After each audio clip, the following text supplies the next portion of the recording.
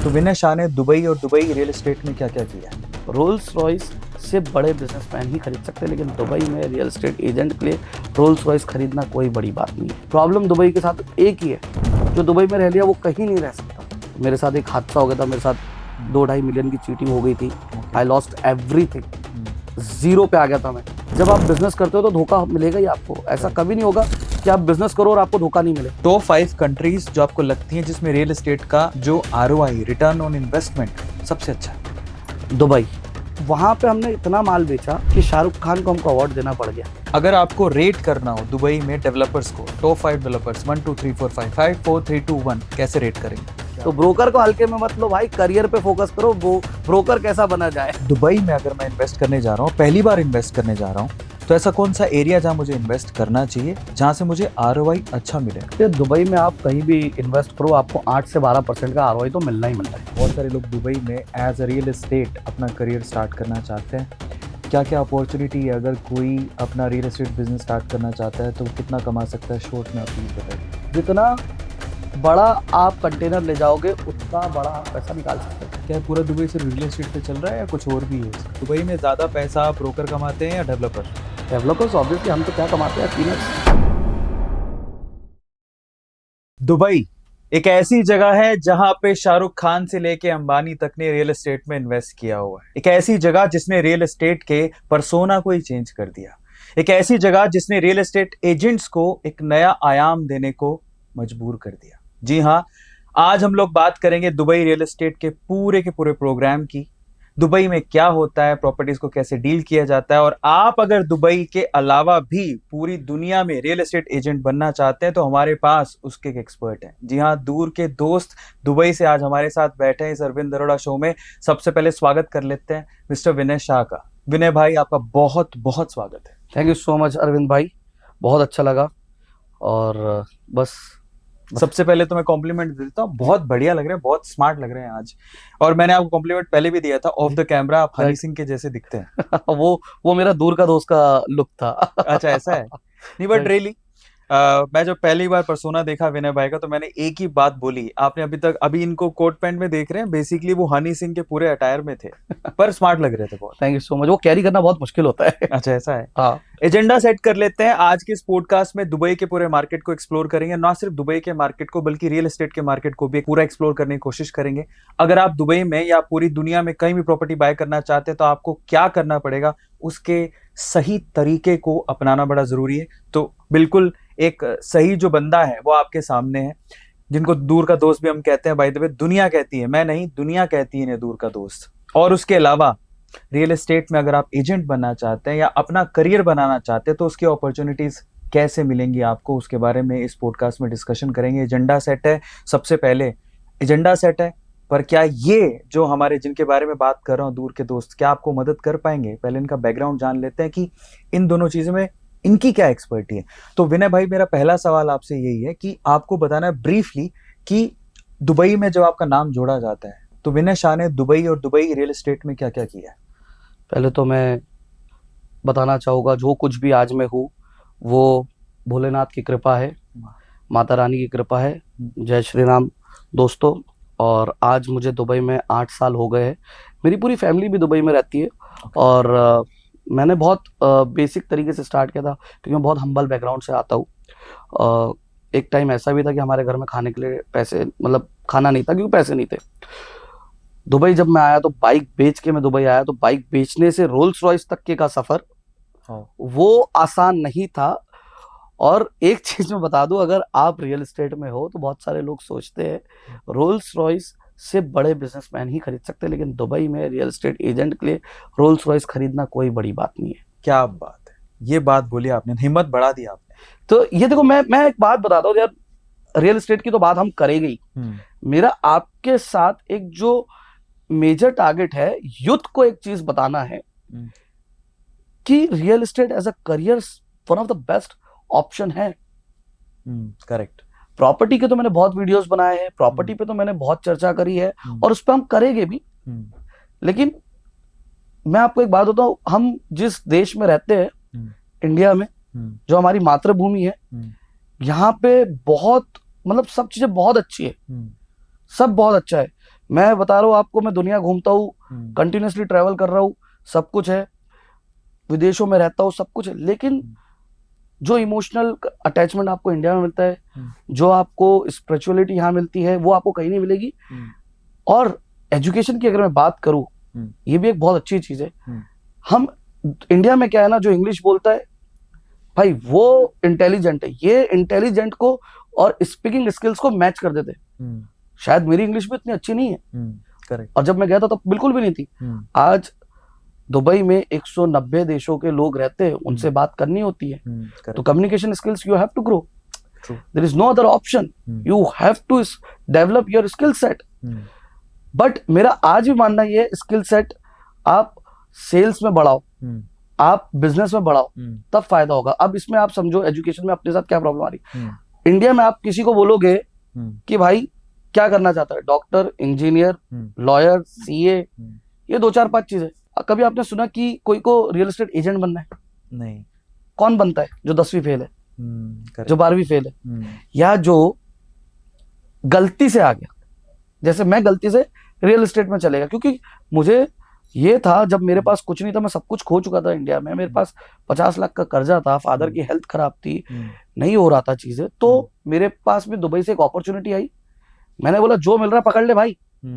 Correct. Real estate में घुसा और आज 8 साल हो गए। और आज मैं आपको एक बात बताऊं, सिर्फ रियल एस्टेट नहीं कर रहा हूं मैं, काफी सारी चीजें कर रहा हूँ। न्यू हाइट्स हमारी ग्रुप ऑफ कंपनीज का नाम है, न्यू हाइट्स।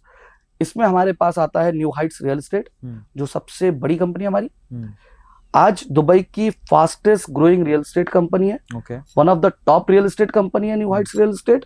और जितना तेजी से हमने काम किया है, आज वर्ल्ड वाइड लोग जानते हैं। हमारा काम ना सिर्फ दुबई में चल रहा है, बल्कि हम पूरे यूएई में प्रॉपर्टी बेचते हैं। बढ़िया। तो अगर मैं आपको संक्षेप में पूछूं, एकदम एक्सप्लिसिटली आप अगर आपको बताना पड़े कि विनय शाह और विनय शाह की न्यू हाइट्स कंपनी इन इन इन इन चीजों में काम करती है, वो एक बार आप गिना दीजिए। देखिए, न्यू हाइट्स जो है, होल्डिंग बाद में बना, पहले न्यू हाइट्स रियल एस्टेट आया। 2.5 साल पहले हमने स्टार्ट किया कंपनी, और 3 साल होने आ गए अभी। 3 साल पहले हमने स्टार्ट किया, और आज one of the fastest growing company बन गई है। बहुत सारे अवार्ड्स है, सब कुछ है। आज हमारे पास 250-300 लोग काम कर रहे हैं। तो रियल एस्टेट जब हमने स्टार्ट किया, तो हमको ये समझ में आया, जब प्रॉपर्टी का हैंडओवर होता है, जब डिलीवरी होती है, तब क्लाइंट को लोन भी चाहिए। बढ़िया। तो हमने new Heights financial broker start किया। बढ़िया। अब उस प्रॉपर्टी को या तो रेंट करना या रिसेल करना, तो उसका एक अलग डिपार्टमेंट बन गया, रेंटल और रिसेल का, एक वो भी हमारे पास है।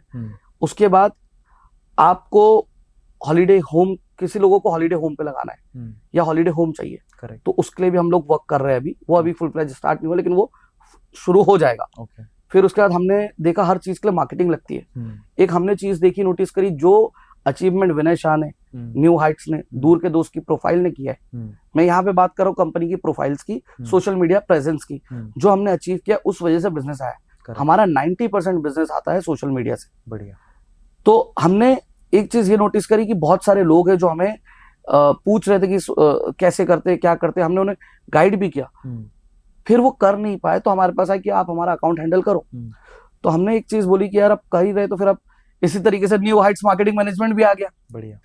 तो ये सारी चीजें हो गई। अब इसके अलावा हमने फिर डिसाइड किया फाइनली कि न्यू हाइट्स से जो जुड़ेगा, वो उसको हर चीज मिलेगी। रियल एस्टेट मिलेगा, होम लोन मिलेगा, रिसेल मिलेगी, रेंटल मिलेगा, इंटीरियर हम करवा रहे। अभी हमारे ऑफिस का नया, जब तक ये पॉडकास्ट आएगा तब तक हमारा ऑफिस हैंडओवर हो चुका होगा। तो हमने बड़ा ऑफिस लिया है दुबई के अंदर, खरीदा है खुद का अभी 6000 स्क्वायर फीट का, लगभग 25 करोड़ का हमने वो खरीदा है। तो उसमें हम इंटीरियर करा रहे, वो हम खुद करवा रहे। बढ़िया। वास्तु, मैं खुद भी वास्तु जानता हूँ कुछ हद तक, लेकिन हमारे पास वास्तु एक्सपर्ट्स भी है। तो हमने वास्तु के लिए भी कंसल्टेंसी चालू करी है। अगर आपको किसी को वास्तु समझना है, देखना है, तो हम गाइड कर सकते हैं। तो रियल एस्टेट से जुड़ा सब कुछ हम कर रहे हैं, और ना सिर्फ दुबई में कर रहे हैं, अभी हम इंडिया की प्रॉपर्टी भी बेच रहे हैं। जो मेजर सिटीज है, वहां की प्रॉपर्टीज भी हम एनआरआई क्लाइंट्स को दे रहे हैं, जो हमारे साथ सोशल मीडिया पे कनेक्टेड है, जो दुबई में रहते हैं, जो यूएई में रहते हैं, उनको हम गाइडेंस दे रहे हैं। और हमारा जो काम है वर्ल्ड वाइड चल रहा है। देखिए, अगर आप हमें, मेरी प्रोफाइल अगर आप स्क्रॉल करोगे, तो यू विल सी कि मैं कभी लंदन में हूँ, कभी मैं तो सऊदी, कभी मैं हर जगह। हमारी टीम, मैं से मतलब है टीम, हमारी टीम हर जगह जा रही है। ऑस्ट्रेलिया में हमारी टीम 1 महीना थी, अभी फिर जाएगी। कनाडा जाएगी। लंदन में 4 महीना थी। लंदन में तो हम ऑफिस शॉर्टलिस्ट कर दिए। लंदन में ऑफिस हमने फाइनलाइज कर दिए। मैं खुद 3-4 महीने था लंदन। मुद्दा पता है क्या है अरविंद भाई? जो दुबई में रह लिया ना, प्रॉब्लम दुबई के साथ एक ही है, जो दुबई में रह लिया वो कहीं नहीं रह सकता। ओके। अब लंदन कोई जाने तैयार नहीं। मेरी एक तो रिक्वेस्ट है, अगर आप लोग लंदन में रहते हो तो मुझे बताओ, मैं आपको लंदन में हायर कर लूंगा अपने ऑफिस के लिए। लंदन में ऑफिस खोलना चाह रहे हैं, सऊदी की मार्केट में हम कैप्चर करना चाह रहे हैं, तो बहुत सारी चीजें जो हम वर्ल्ड वाइड कर रहे हैं। ओके। सिंगापुर में हमारा इवेंट था। अभी हम लोग जो है एक चीज लेकर आ रहे हैं, जो आपने बोला बताओ, क्योंकि हमारा बिजनेस इतना बड़ा हो गया है कि इसमें टाइम जा रहा है बताने में। प्रॉपर्टी एक्सपो लेकर आ रहे हैं। हमने लंदन में प्रॉपर्टी एक्सपो में पार्ट लिया था। ओके। सिंगापुर में हमने प्रॉपर्टी एक्सपो में पार्ट लिया। जब हमने देखा कि मार्केट बहुत बड़ी है और बहुत अच्छे तरीके से काम हो सकता है, तो हम प्रॉपर्टी एक्सपो अब दुनिया की ऑलमोस्ट मेजर सिटीज में ले जाना चाहते हैं। बढ़िया। दुबई में पहला प्रॉपर्टी एक्सपो हम करेंगे, फिर हम लोग लंदन में करेंगे, सिंगापुर में करेंगे, और भी जगह ऑस्ट्रेलिया में हम चाह रहे हैं, कनाडा में चाह रहे हैं, यूएस में चाह रहे हैं, जहां जहां हमारे क्लाइंट्स है वहां हम कर रहे हैं। बढ़िया। इंडिया में भी हमने सोचा है दिल्ली में और मुंबई में करने का, तो ये हमारा प्लान है। और इसके अलावा हम इन्फ्लुएंसिंग के अंदर भी काफी प्रेजेंस हमारा है, तो इन्फ्लुएंसिंग अवार्ड भी हम लोग कर रहे हैं। रियल मतलब हर वो चीज करना चाह रहे हैं जहां से लोगों तक पहुंचा जाए। ओके। और फाइनली लास्ट हमारा टारगेट है टूर एंड ट्रेवल कंपनी डालना। ये मैं बात कर रहा हूँ 2026-27 का।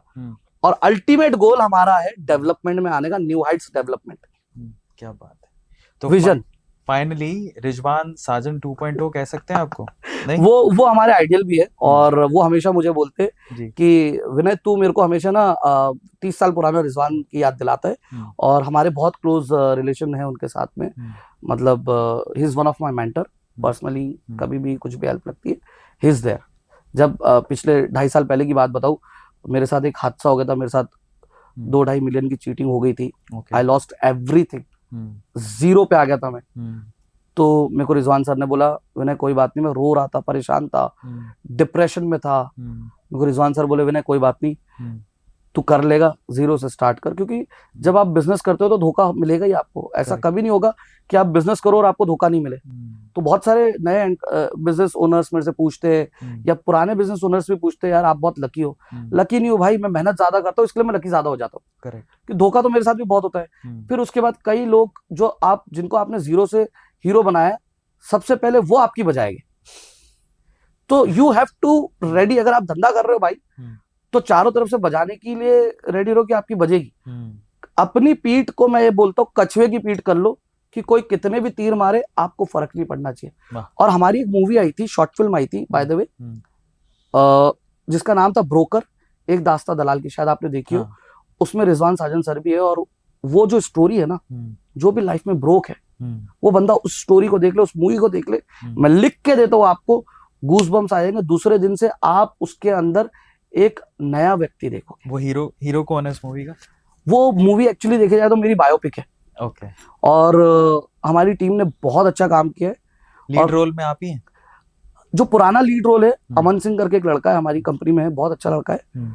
उसने कैरेक्टर बहुत अच्छे से निभाया है। ओके। और जो पुराना जो विनय था, क्योंकि दुबला पतला सा गरीब दिखने वाला, वो अटायर पूरा उसने बहुत, क्योंकि मैं दुबला तो नहीं हो सकता था, अभी तो मैं वो कैरेक्टर में आ ही नहीं सकता था। तो वो वाला पार्ट उसने किया है और अभी वाला पार्ट मैंने किया है। ओके, बहुत बढ़िया।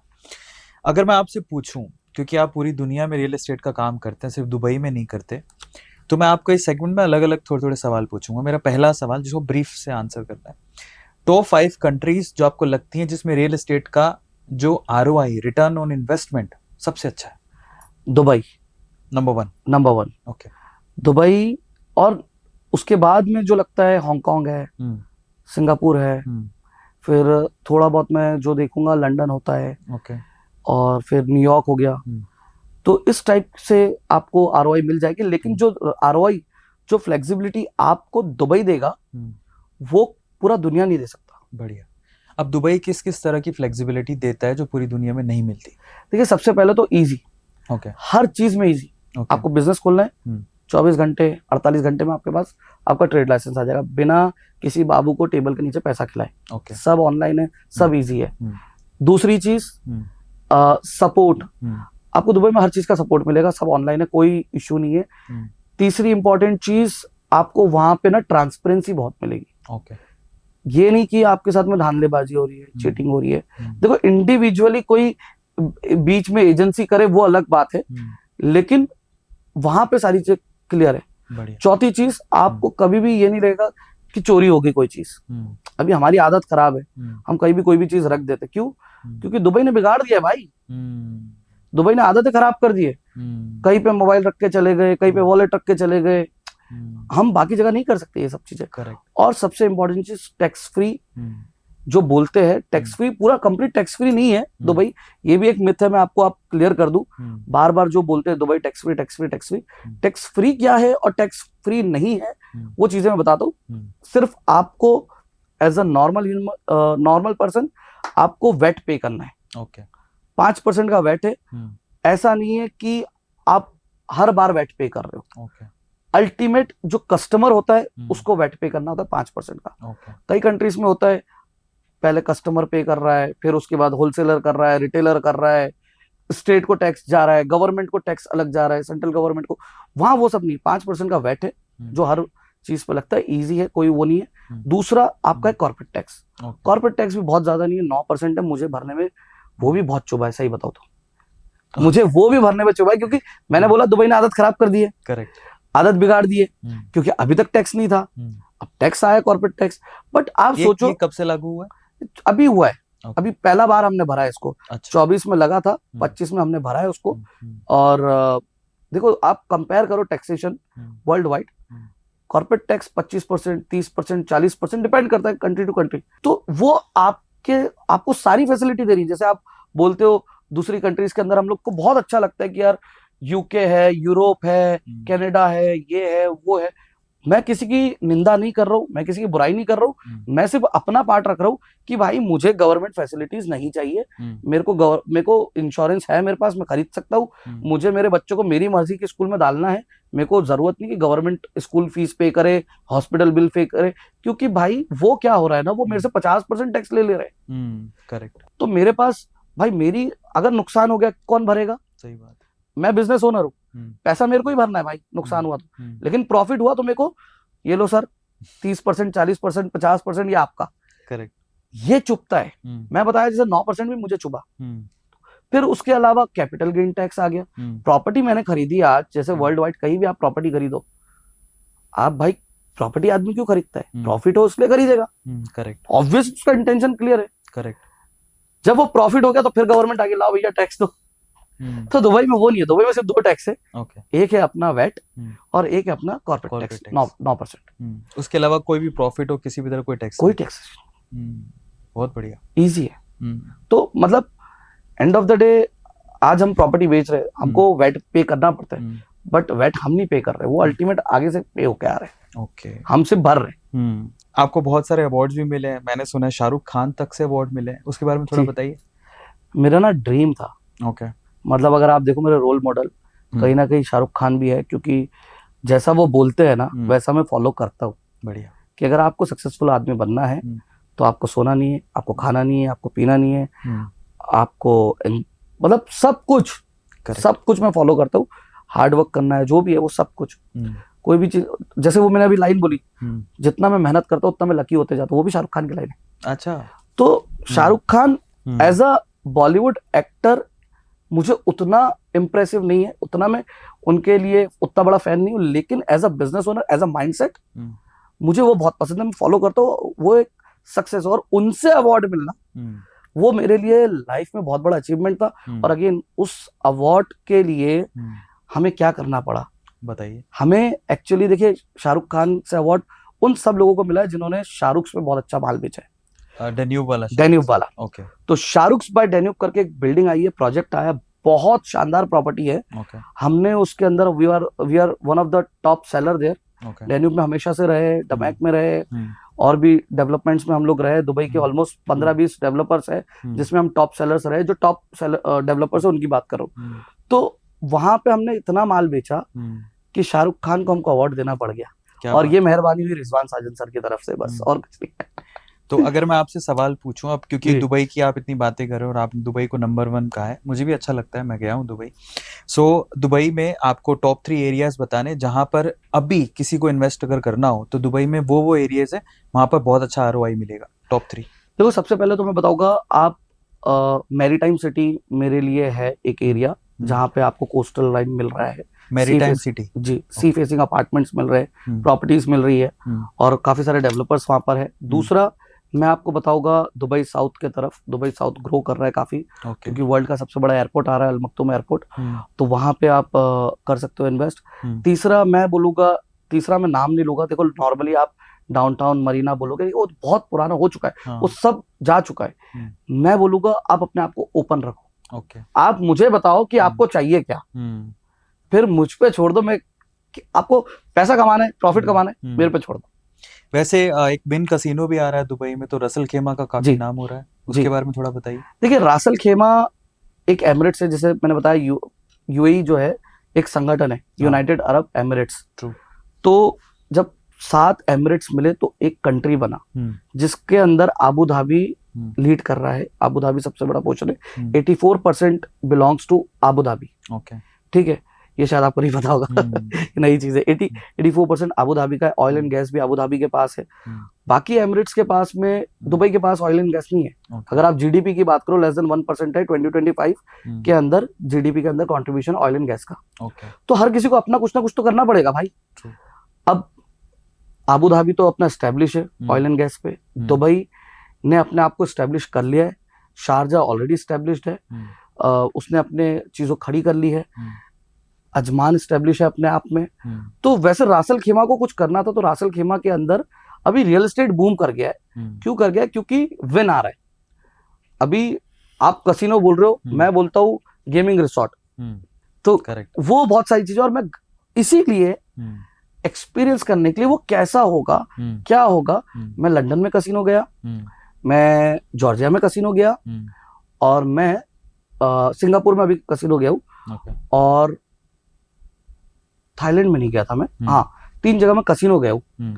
तो ये 3 जगह पिछले 3-4 महीनों में मैं कसिनो देख कर आया हूँ, घूम कर आया हूँ, फील लेकर आया हूँ। मुझे सबसे ज्यादा अच्छी वाइब लगी कसिनो की सिंगापुर की। ओके। बहुत बड़ा था, बहुत अच्छा था, और तब मेरे को ये समझ में आया कि क्यों लोग आ रहे, हो रहा है, तो वो डेवलप हो रहा है। तो देखिए, सबका अपना अपना रोजी रोटी है भाई, कुछ ना कुछ तो करना पड़ेगा। एक जैसे आप घूमे, तो मैं आपको एक जगह का सजेशन दूंगा, वहां पे जरूर जाओ अगर आपको रियल फील लेनी है कसिनो की, वो है मोराको। काफी दुनिया भर के जो रिच लोग हैं वहां पे अपनी यॉट लेके आते हैं, पार्क करते हैं, और वहां पर खूब कसिनो, खूब जुआ खेलते हैं। गए हैं कभी? गैम्बलिंग करते हैं? नहीं, मैं नहीं गया, बट अब आप बोल रहे हो तो मैंने शेंगन वीजा भी अप्लाई किया ही है, तो मैं जाऊंगा। That's a rich of the richest. तो देखते हैं। बहुत ही बढ़िया जगह है, मेरी बड़ी जाने की इच्छा है, मोनाको बहुत बता रहे हो महंगी, आप, राइट? बहुत बहुत महंगी। अगला सवाल मैं आपसे पूछूंगा, दुबई रिलेटेड ही है। अगर आपको रेट करना हो दुबई में डेवलपर्स को, टॉप 5 डेवलपर्स, 1 2 3 4 5 5 4 3 2 1, कैसे रेट करेंगे? देखिए, मैं रेटिंग पे तो नहीं जाऊंगा, क्योंकि उसका रीजन समझो। रेटिंग का पैरामीटर क्या है? ओके। बहुत सारे लोग रेटिंग दे देते, मेरा पैरामीटर अलग है, आपका पैरामीटर अलग है। आपके पास बहुत पैसे है भाई, आप जाके इमार के अंदर कोई विला खरीद लोगे, इमार इज द मार्केट लीडर। मेरे पास पैसे नहीं है भाई, मेरे लिए तो फिर कोई छोटा मोटा डेवलपर ही बड़ा डेवलपर हो गया, वही सबसे बड़ा है भाई। तू दिला दे भाई, तेरे पास जो है। तो ये जो कॉन्सेप्ट चलता है ना रेटिंग का हर जगह मुझे लगता है नहीं होना चाहिए, उसमें मैं रेटिंग नहीं दूंगा। आप मेरे से पूछो कौन कौन से डेवलपर्स अच्छे हैं, क्या है, मैं बता देता हूँ। सबसे बड़ा डेवलपर जो मेरा फेवरेट है, एमआर। मार्केट लीडर है, बुर्ज खलीफा बनाया है, बुर्ज खलीफा मैं आपके लिए लाया भी हूँ, और इसी बुर्ज खलीफा में मैंने अपार्टमेंट्स बेचे भी है, क्या बात, और इंडियंस को बेचे हैं। और आपको एक बात बताओ, एक अपार्टमेंट तो मैंने इंडियन ब्रोकर को बेचा है। अच्छा। हाँ, तो इंडियन, सिर्फ Dubai real estate agent Dubai में जाकर रोल्स रॉयस नहीं खरीद सकता, इंडिया में रह के ब्रोकर दुबई में बुर्ज खलीफा में अपार्टमेंट भी खरीद सकता है। तो ब्रोकर को हल्के में मत लो भाई, करियर पे फोकस करो, ब्रोकर कैसा बना जाए, उस पे आएंगे, उस पे आ ही रहे हैं हम लोग। तो एक एमआर हो गया। फिर जो मेरा पर्सनल फेवरेट है, जहां पे मैंने खुद ने 5-6 प्रॉपर्टी ले रखी है, दैट इज दमाक। तो डमैक प्रॉपर्टीज हो गया एक, वो मुझे बहुत पर्सनली पसंद है। और उसमें अभी रिसेंटली आलिया भट्ट और रणबीर कपूर आए थे, वहां पे भी हम टॉप एजेंसी में आते हैं, तो उनसे भी मिलना हुआ उसी वजह से। तो डमैक नंबर 1 प्राइवेट डेवलपर है, ना सिर्फ दुबई में बल्कि पूरे जीसीसी में, पूरे गल्फ में। और उनके प्रोजेक्ट्स लंदन में भी है, यूएस में भी लेकर आ रहे हैं, तो बहुत सारी चीजें हैं। लंदन के प्रोजेक्ट्स पे मैंने वीडियो भी बनाई है डमैक के, क्योंकि मैं लंदन में भी हम लोग काम कर रहे हैं उस हिसाब से। उसके बाद फिर मैं बात करूंगा शोभा की, बिंगाती की, डेन्यूब की, अजीजी भी आप काउंट कर सकते हो, बड़ा डेवलपर है।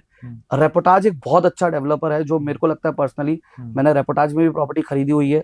मैं इसलिए बता रहा हूँ कि मैंने इसमें प्रॉपर्टी खरीदी है, इसमें प्रॉपर्टी खरीदी, क्योंकि देखो एज अ एजेंट जब मैं 8 साल से काम कर रहा हूँ, as a real estate company, as a mortgage company, as a adviser, मैं एक्सपर्ट काम कर रहा हूँ। अगर मैंने प्रॉपर्टी खरीदी है कुछ डेवलपमेंट्स में, तो मैंने कुछ सोच समझ के खरीदी होगी। रेपोटाज के अंदर आपको टाउन हाउस के रेट, अपार्टमेंट के रेट पे आपको टाउन हाउस मिल जाता है, पेमेंट प्लान बहुत फ्लेक्सिबल मिल जाते हैं। तो दुबई में ना, मैं आपको एक और चीज बताऊंगा इसके बाद में, टॉप डेवलपर्स के बाद में एक नखील है, नखील मास्टर डेवलपर आप बोल सकते हो वहां पे।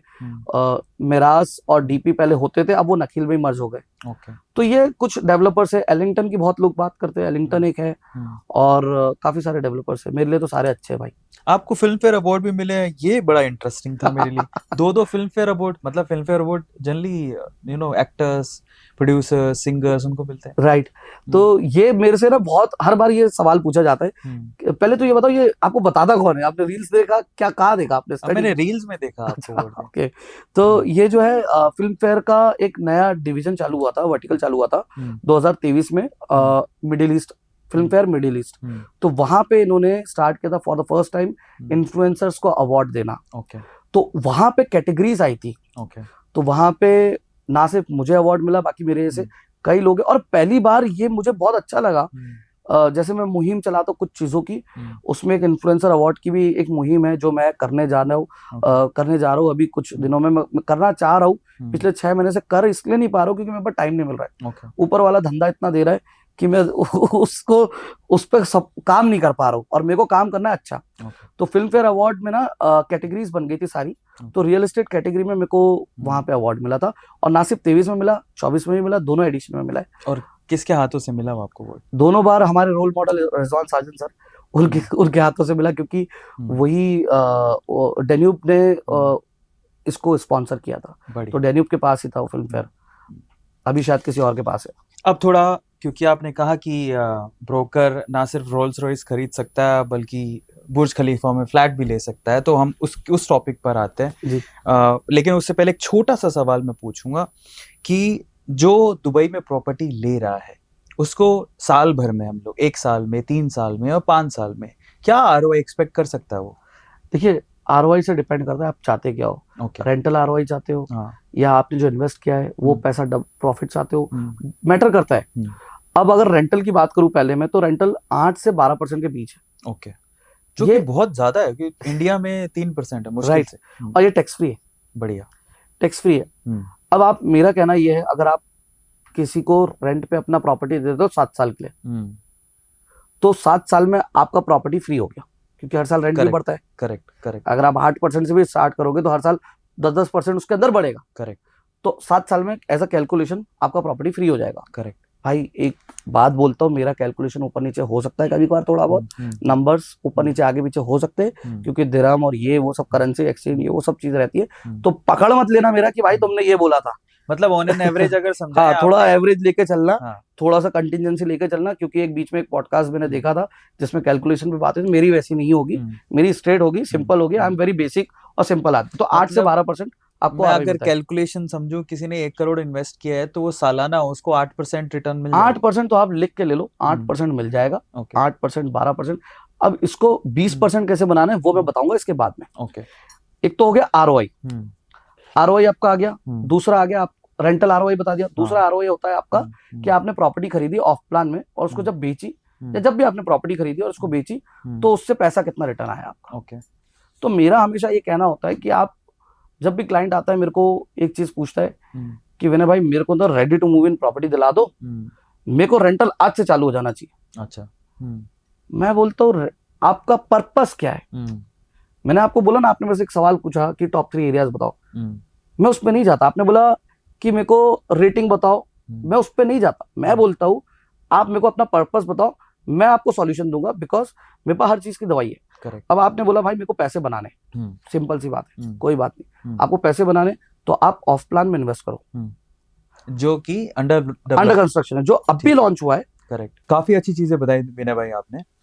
अब मुझे आप ये बताइए कि दुबई में अगर मैं इन्वेस्ट करने जा रहा हूँ, पहली बार इन्वेस्ट करने जा रहा हूँ, तो ऐसा कौन सा एरिया जहां मुझे इन्वेस्ट करना चाहिए, जहां से मुझे आरओआई अच्छा मिले, और कितना आरओआई मैं एक्सपेक्ट कर सकता हूँ? ये दुबई में आप कहीं भी इन्वेस्ट करो, आपको 8 से 12% का आरओआई तो मिलना ही मिल रहा है। ये रेंटल की बात कर ये रहे हो? रेंटल आरओआई की बात करो। देखो अच्छा। आरओआई दो टाइप की होती है, एक रेंटल होती है और एक आपका जो आप प्रॉफिट कमाते हो, जो प्रॉपर्टी खरीदते हो बेचते हो, वो उसमें भी आता है। ओके। अब मुद्दा ये नहीं कि आप कहाँ इन्वेस्ट करो तो पैसा बनेगा, किस डेवलपर में इन्वेस्ट करो तो पैसा बनेगा। पैसा ओवरऑल दुबई में बन रहा है। एक चीज तो आपको समझना पड़ेगा, जब मार्केट ग्रो कर रहा है तो ओवरऑल दुबई का मार्केट ग्रो कर रहा है, तो रेंटल अगर बढ़ रहा है तो ओवरऑल दुबई का रेंटल बढ़ रहा है। ऐसा नहीं हो रहा कि एक बिल्डिंग का बढ़ रहा है दूसरी बिल्डिंग का नहीं बढ़ रहा है। किसी का हो सकता है ज्यादा बढ़े, किसी का थोड़ा कम बढ़े, लेकिन बढ़ सबका रहा है। ओके। मुद्दा ये है कि आप क्या चाहते हो। मेरा सवाल ये है कि आपको क्या रेंटल रिटर्न चाहिए। कई लोग आते हैं मेरे पास जो बोलते हैं कि भैया मुझे डे 1 से रेंटल चाहिए। अब आपने बोला कि मेरे को 1 करोड़ रुपए में प्रॉपर्टी दिला दो, मेरे को कल से रेंट आना चालू हो जाए। आप बोल रहे हो कि 8%, 10%, 12% की आरओआई आती है, तब मैं आपको बोलूंगा भाई 8% तक के मैं शायद ट्राई कर सकता हूँ आपके लिए, लेकिन आपके लिए 5 से 6% के आसपास की आरओआई आएगी। अब आप बोलोगे आपने अभी थोड़ी देर पहले बोला था 8 से 12%, आप 5-6 पे आ गए। मुद्दा वो नहीं है, बात ये एंट्री और एग्जिट की पॉइंट देखना पड़ती है आपको कि आप एंट्री किस लेवल पे कर रहे हो। आपने बोला 1 करोड़ रुपए आपने लगाना है और डे 1 से रेंटल चाहिए, तो भाई रेडी प्रॉपर्टी देखना पड़ेगी, और रेडी जब प्रॉपर्टी हो जाती है उसका प्राइस बढ़ जाता है। तो एक ही अपार्टमेंट है जिसका आरओआई अलग अलग आएगा। For example A, B, C 3 लोगों ने प्रॉपर्टी खरीदी है, सेम बिल्डिंग में सेम फ्लोर पे अपार्टमेंट खरीदा, सेम व्यू के साथ में, तीनों का आरओआई अलग होगा। कैसे? बहुत ट्रिकी है, बहुत ध्यान से समझना, तब आपको समझ में आएगा। ये कैलकुलेशन का खेल है। Real estate it's all about money and calculation. अब इसमें ए ने जो खरीदा लॉन्च पे खरीदा, लॉन्च पे हमेशा प्राइस होती है बेस प्राइस, तो 1 मिलियन दिरहम की खरीदी, इजी लैंग्वेज में 2.5 करोड़ की उसने खरीदी। बी ने जब खरीदी थोड़ा सा लॉन्च के थोड़े बाद, 1 साल बाद 1.5 साल बाद खरीदी, तो उसने लगभग 3 करोड़ की खरीदी। और जो सी है उसने हैंडओवर पे खरीदी, जो लगभग उसने थोड़ा और पैसा बढ़ जाता है, क्योंकि जब हैंडओवर होती है प्रॉपर्टी तब थोड़ा प्राइस बढ़ जाता है। 3.5-4 करोड़ पकड़ लो आप, उसके 4 करोड़ पकड़ लो, तो ये प्राइस बढ़ गई। 2.5 करोड़ और 4 करोड़ डिफरेंस आ गया। अब रेंटल जो आ रहा है वो स्टैंडर्ड है, मतलब 1 मिलियन दिरहम की property, 1 million is equal to 2.5 crore. 1 million दिरहम की प्रॉपर्टी जिसने खरीदी उसको भी लगभग 1 लाख, उस बिल्डिंग में रेंटल ही चल रहा है 1 लाख का।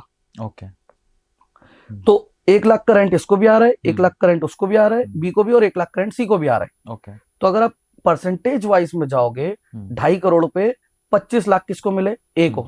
करेक्ट। दूसरे को 3-3.5 करोड़ पे जितने पे भी खरीदा उसने, उसको भी 25 लाख मिल रहे हैं, लेकिन उसका आरओई 8% के आसपास हो गया अगर रेंट। हाँ, रेंटल।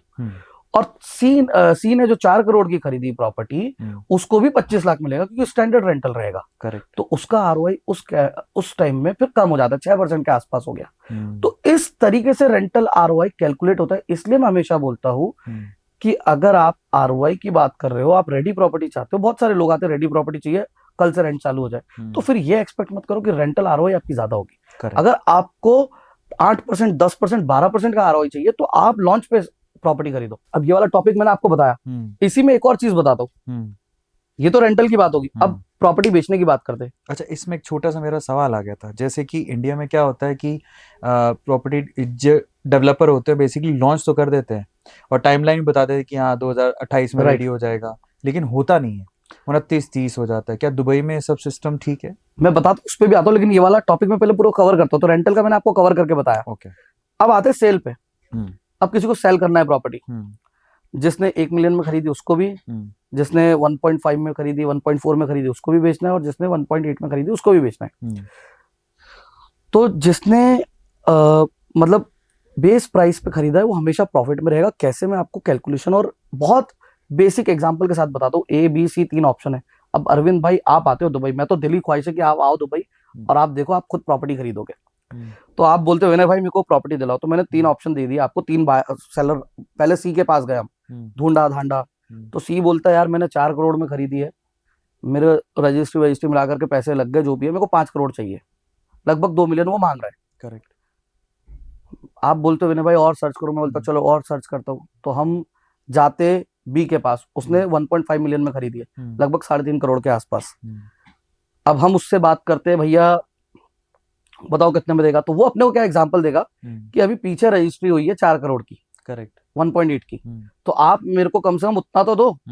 तो जो सी का था उसका हमने नॉकआउट कर दिया ऑफर। अब हम आगे बी पे नेगोशिएट कर रहे हैं। फिर हम और ढूंढते, तो हम जाते ए के पास, ए से बात करते, भैया बताओ कितने में बेच रहे हो, तो वो भी फिर वही बोलेगा कि यार देखो अभी जो लेटेस्ट ट्रांजेक्शन हुई है 4 करोड़ की हुई है, उसके पहले जो भी थी ठीक है। फिर हम बोलते हैं यार वो बंदा हमको ऑलरेडी 4 करोड़ में दे रहा है, हम बी के पास गए, तो वो बोलता है चलो ठीक है तुम मेरे को और थोड़ा कम दे दो। करेक्ट, कभी भी जो बेस प्राइस पे प्रॉपर्टी खरीदेगा ना, उसका लॉस नहीं होगा। करेक्ट। अब देखो बेस प्राइस में जिसने खरीदी वो हमेशा प्रॉफिट में, क्यों? क्योंकि उसने पूरा पैसा कभी दिया ही नहीं है। करेक्ट, उसने 50% दिया, 1.25 करोड़ दिया है उसने, ठीक है, 1.25 करोड़ उसने हैंडओवर तक दिया है, वो भी टुकड़ों टुकड़ों में दिया है, थोड़ा थोड़ा करके। मंथली 1% का प्लान है, 0.5% का है, 0.25% का है, स्टार्टिंग में 20% लग गया, ठीक है, वो टुकड़ों टुकड़ों में दिया है। लेकिन आप देखो हैंडओवर में जब वो बेचने जा रहा है, उसको जो प्रॉपर्टी का जो रेट मिल रहा है वो किसके अगेंस्ट मिल रहा है? टोटल वैल्यू के अगेंस्ट मिल रहा है। करेक्ट। अगर वो 2.5 करोड़ में खरीदी हुई प्रॉपर्टी मार्केट में बेचने जाता है गिरी से गिरी हालत में, उसको 4 करोड़ तो मिल रहा है। अब आप बोलोगे प्रॉफिट कितना हुआ? भाई 1.25 करोड़ लगाया है और 1.25 करोड़ पे 1.5 करोड़ का प्रॉफिट हो रहा है। मेरे को बताओ पूरी दुनिया में 3 साल में कौन दे रहा है आपको? कोई नहीं दे रहा। मतलब मैं जनरल बात कर रहा हूँ जिसमें अश्योरिटी है। करेक्ट। और ये नेट है, इसके ऊपर आपकी कोई गवर्नमेंट आके नहीं बोल रही भैया कैपिटल गेन टैक्स या दूसरी प्रॉपर्टी खरीद रहे हो बताओ, वो सब है ही नहीं। और जो रेंट आ रहा है वो भी नेट है, करेक्ट, उसमें भी कोई टैक्स नहीं है। करेक्ट। मैं आपको बताऊं टैक्सेशन सिस्टम अगर आप देखो, रेंटल इनकम पे टैक्स लगता है, कैपिटल गेन टैक्स लगता है, वर्ल्ड वाइड लगता है, इंडिया में भी लगता है, बाहर भी लगता है। करेक्ट। और कुछ कंट्रीज ऐसी है जो उनके जो नागरिक है वो दुनिया में कहीं भी रहे, उनको टैक्स पे करना है, कहीं भी इनकम कमाए। ओके। तो दुबई इसलिए सही है मुझे लगता है। और अब जो आपने सवाल किया था, डिले होता है, डिले देखो डिपेंड करता है। डिले थोड़ा 19-20 हो गया चलता है, 6 महीने 8 महीने समझ में आता है, कोई प्रॉब्लम नहीं है। लेकिन अगर उससे ज्यादा डिले होता है तो पेनल्टीज लगती है। देखो सबसे पहले तो आपको इकोसिस्टम को समझना पड़ेगा। प्रॉपर्टी खरीदने के पहले मैं हमेशा बोलता हूँ, पहले लोग क्या करते हैं सीधा प्रॉपर्टी सर्च करने लग जाते, best property in Dubai, best developer in Dubai, best real estate agent in Dubai, Vinay Shah. बढ़िया। तो इसमें होता क्या है ना, मैं बोलता हूँ वो मत सर्च करो, पहले फंडामेंटल सर्च करो, सब सिस्टम समझो। और हमेशा मैं बोलता हूँ बेस्ट डेवलपर, बेस्ट प्रॉपर्टी मत सर्च करो, best agency, best agent search करो कि उसकी मार्केट में क्रेडिबिलिटी क्या है, वो कितने साल से है, वो आपको सही राइट डायरेक्शन दिखाएगा। भैया आपको तकलीफ होती है डॉक्टर के पास जाते हो ना, तो वैसा रियल एस्टेट का एडवाइजर है उसके पास जाओ। अब होता क्या है कि लोग क्या करते हैं, फूफा से पूछ लिया, ताऊ से पूछ लिया, मेरे दोस्त का भाई दुबई में रहता है मैं उससे एडवाइस ले लूं। पहले ये तो पूछो उसने कितनी प्रॉपर्टी खरीदी है। करेक्ट। अगर उसने 4-6 प्रॉपर्टी खरीदी तो मैं समझ सकता हूँ, उसने 1 या 2 भी खरीदी तो मैं उसको एडवाइजर नहीं बोलूंगा। मत लो एडवाइस उनसे, राइट एडवाइजर के पास जाओ। अब मैं आपको पहले तो ये मैं मेरे क्लाइंट को क्या करता हूँ, मेरे क्लाइंट्स क्यों कहीं नहीं जाते उसका रीजन है। सबसे पहले मैं दुबई समझाता हूँ, दुबई के रूल समझाता हूँ। फिर जो आपका सवाल है ना, how safe the investment is, delay तो नहीं होगा, मेरे को प्रॉपर्टी मिलेगी तो सही, और ये बनता भी, क्योंकि दुनिया में मतलब ऐसा कोई भी नहीं है जो अपने पैसे से प्यार नहीं करता भाई, जो बात है साफ बात है। करेक्ट। तो अब होता क्या है ना, दुबई में रूल्स बने हुए रह रहा है, DLDA दुबई लैंड डिपार्टमेंट, जो सब ट्रैक करता है, हर चीज ट्रैक करता है। इवन दुबई के अंदर कोल्ड कॉलिंग भी अलाउड नहीं है, जैसे डेटा पकड़ लिया कॉल कर दिया, सर आप प्रॉपर्टी देख रहे हो, नहीं भाई ये भी अलाउड नहीं है। फिर उसके बाद में इतने सख्त रूल है, मतलब सोचो कि एक कॉल आपको गया है, आपने कंप्लेंट कर दी तो उसके अगेंस्ट फाइन आ जाता है और वो भरना पड़ता है। आप भरना ही पड़ेगा, क्या करोगे? दुकान तो चलानी है भाई, नहीं भी चलानी है तो कंट्री छोड़ने के पहले भरना पड़ेगा, वो फाइन तो भरना पड़ेगा। दुबई ये बहुत सख्त है इन चीजों में। जब एक कॉल पे वो इतना स्ट्रिक्ट एक्शन ले रहे, तो सोचो डेवलपर पे, बिल्डर पे कितना स्ट्रिक्ट एक्शन लेंगे। तो इसमें क्या होता है ना, इनका एक पोर्टल है, मैं बोलूंगा हमेशा हर बंदा उस पोर्टल को डाउनलोड करे। एक एप्लीकेशन है दुबई रेस्ट करके, दुबई रेस्ट। ओके। तो दुबई रेस्ट में क्या होता है, आप जाओ, आप उसमें विनय शाह सर्च करोगे तो आपको मेरा नाम मिल जाएगा, मेरी कितनी डील्स हुई है वो दिख जाएगी, जो रजिस्टर्ड है वो सारी चीजें दिख जाएगी, ब्रोकर की हिस्ट्री ज्योग्राफी सब दिख जाती है। बट उसमें ऑफ प्लान वाली डील्स नहीं दिखती है, उसमें सेकेंडरी ज्यादा दिखती है। अब इसमें क्या होता है, वहां पे आपको प्रोजेक्ट की डिटेल मिल जाएगी। आपने सर्च किया XYZ प्रॉपर्टी कोई भी, फॉर एग्जाम्पल आपने डमैक आइलैंड का सर्च किया, जो अभी बहुत चल रहा है। डमैक आइलैंड ने लास्ट ईयर वर्ल्ड रिकॉर्ड बनाया था, Guinness book of world record, और अपना वर्ल्ड रिकॉर्ड उन्होंने खुद तोड़ा इस बार। 13.6 बिलियन दिरहम की प्रॉपर्टी बेच के एक दिन में, और उसमें हम टॉप 10 में हैं। बहुत बढ़िया। थोड़ा हमारा भी हो जाता है इसमें। तो आपने सर्च किया डमैक आइलैंड, तो आपको कंस्ट्रक्शन अपडेट मिल जाएगी। आप कोई भी प्रोजेक्ट का नाम डालो, रेरा नंबर होता है। देखो, मुझे खुद को बिल्डर बनना था। जब मैं इस रेस में उतरा, जैसे मैंने स्टार्टिंग में बताया, न्यू हाइट्स डेवलपमेंट लेकर आएंगे, तब मेरे को पता तो था क्या कितना डिफिकल्ट है।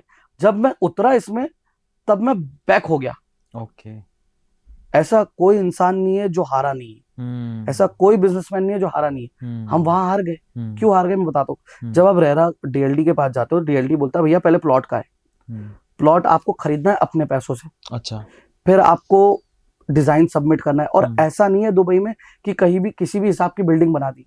हर एरिया का जो होता है प्रॉपर एक स्केलिंग है, पूरा मैप होता है उसका, कि वहां पे ग्राउंड +3 की बिल्डिंग बन सकती है, कि ग्राउंड +30 की बन सकती है, कि अनलिमिटेड हाइट की बन सकती है। ओके।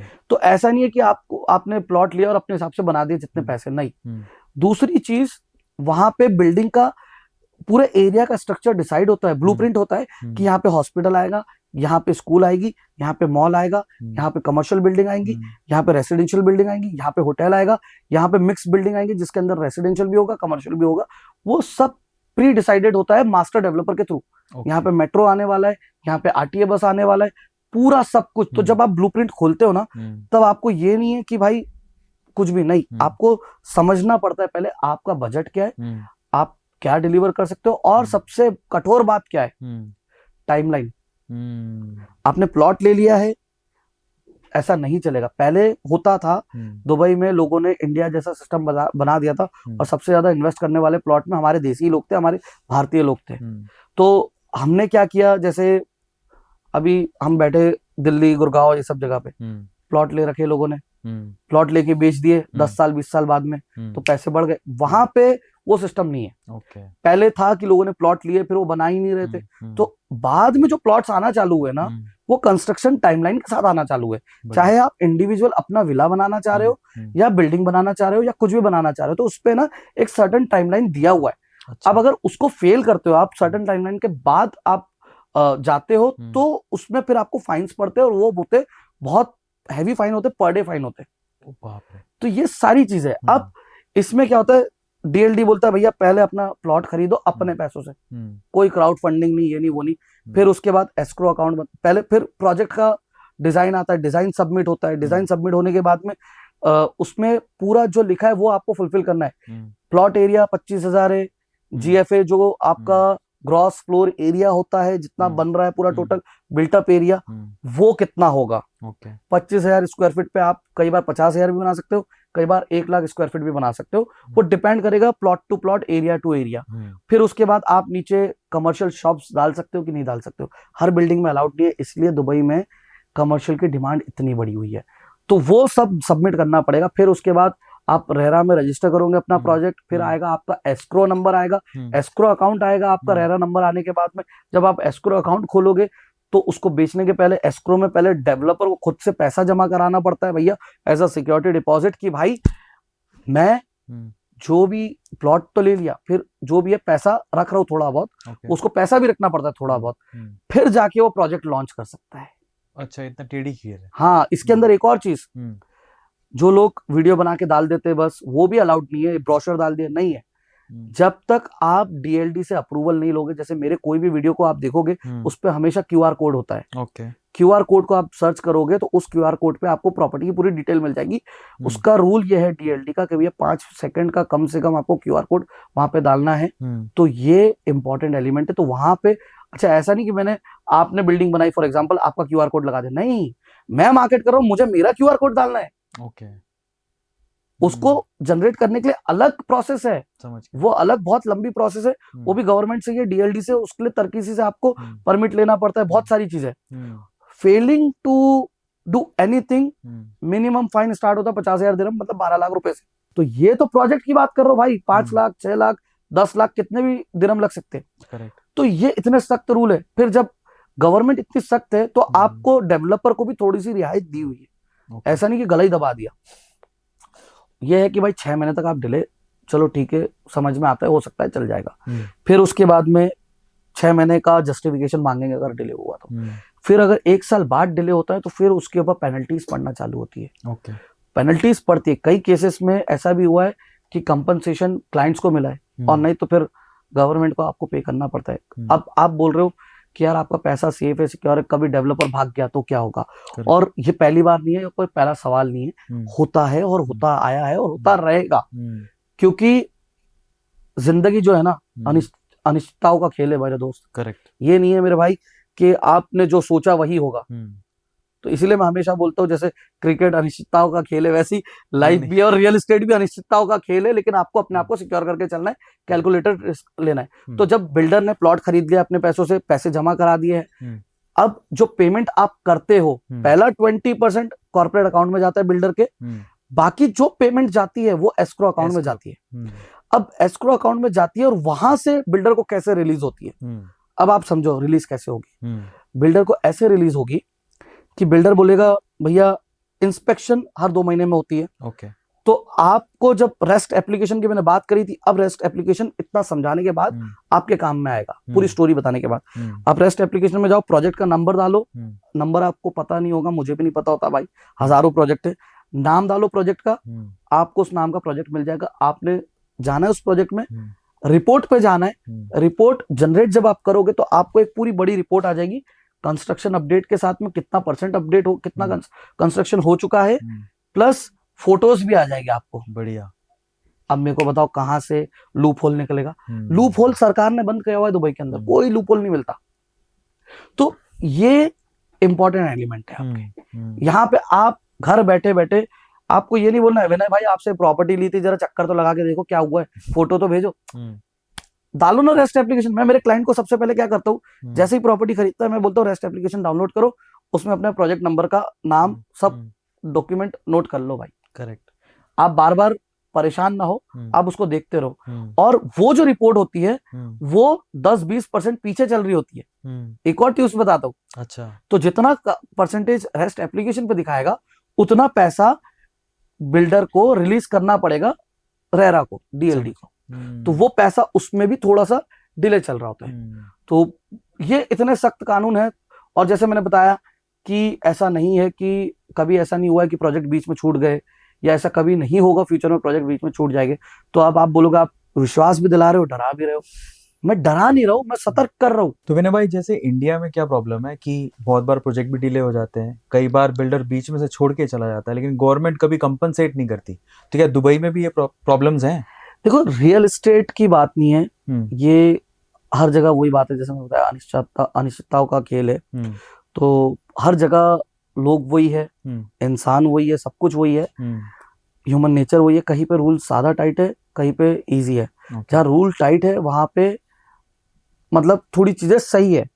जैसे कि हंटर से तो शेर भी सर्कस करता है, वैसे ही दुबई में भी प्रोजेक्ट कैंसिल हुए हैं, इश्यूज आए हैं।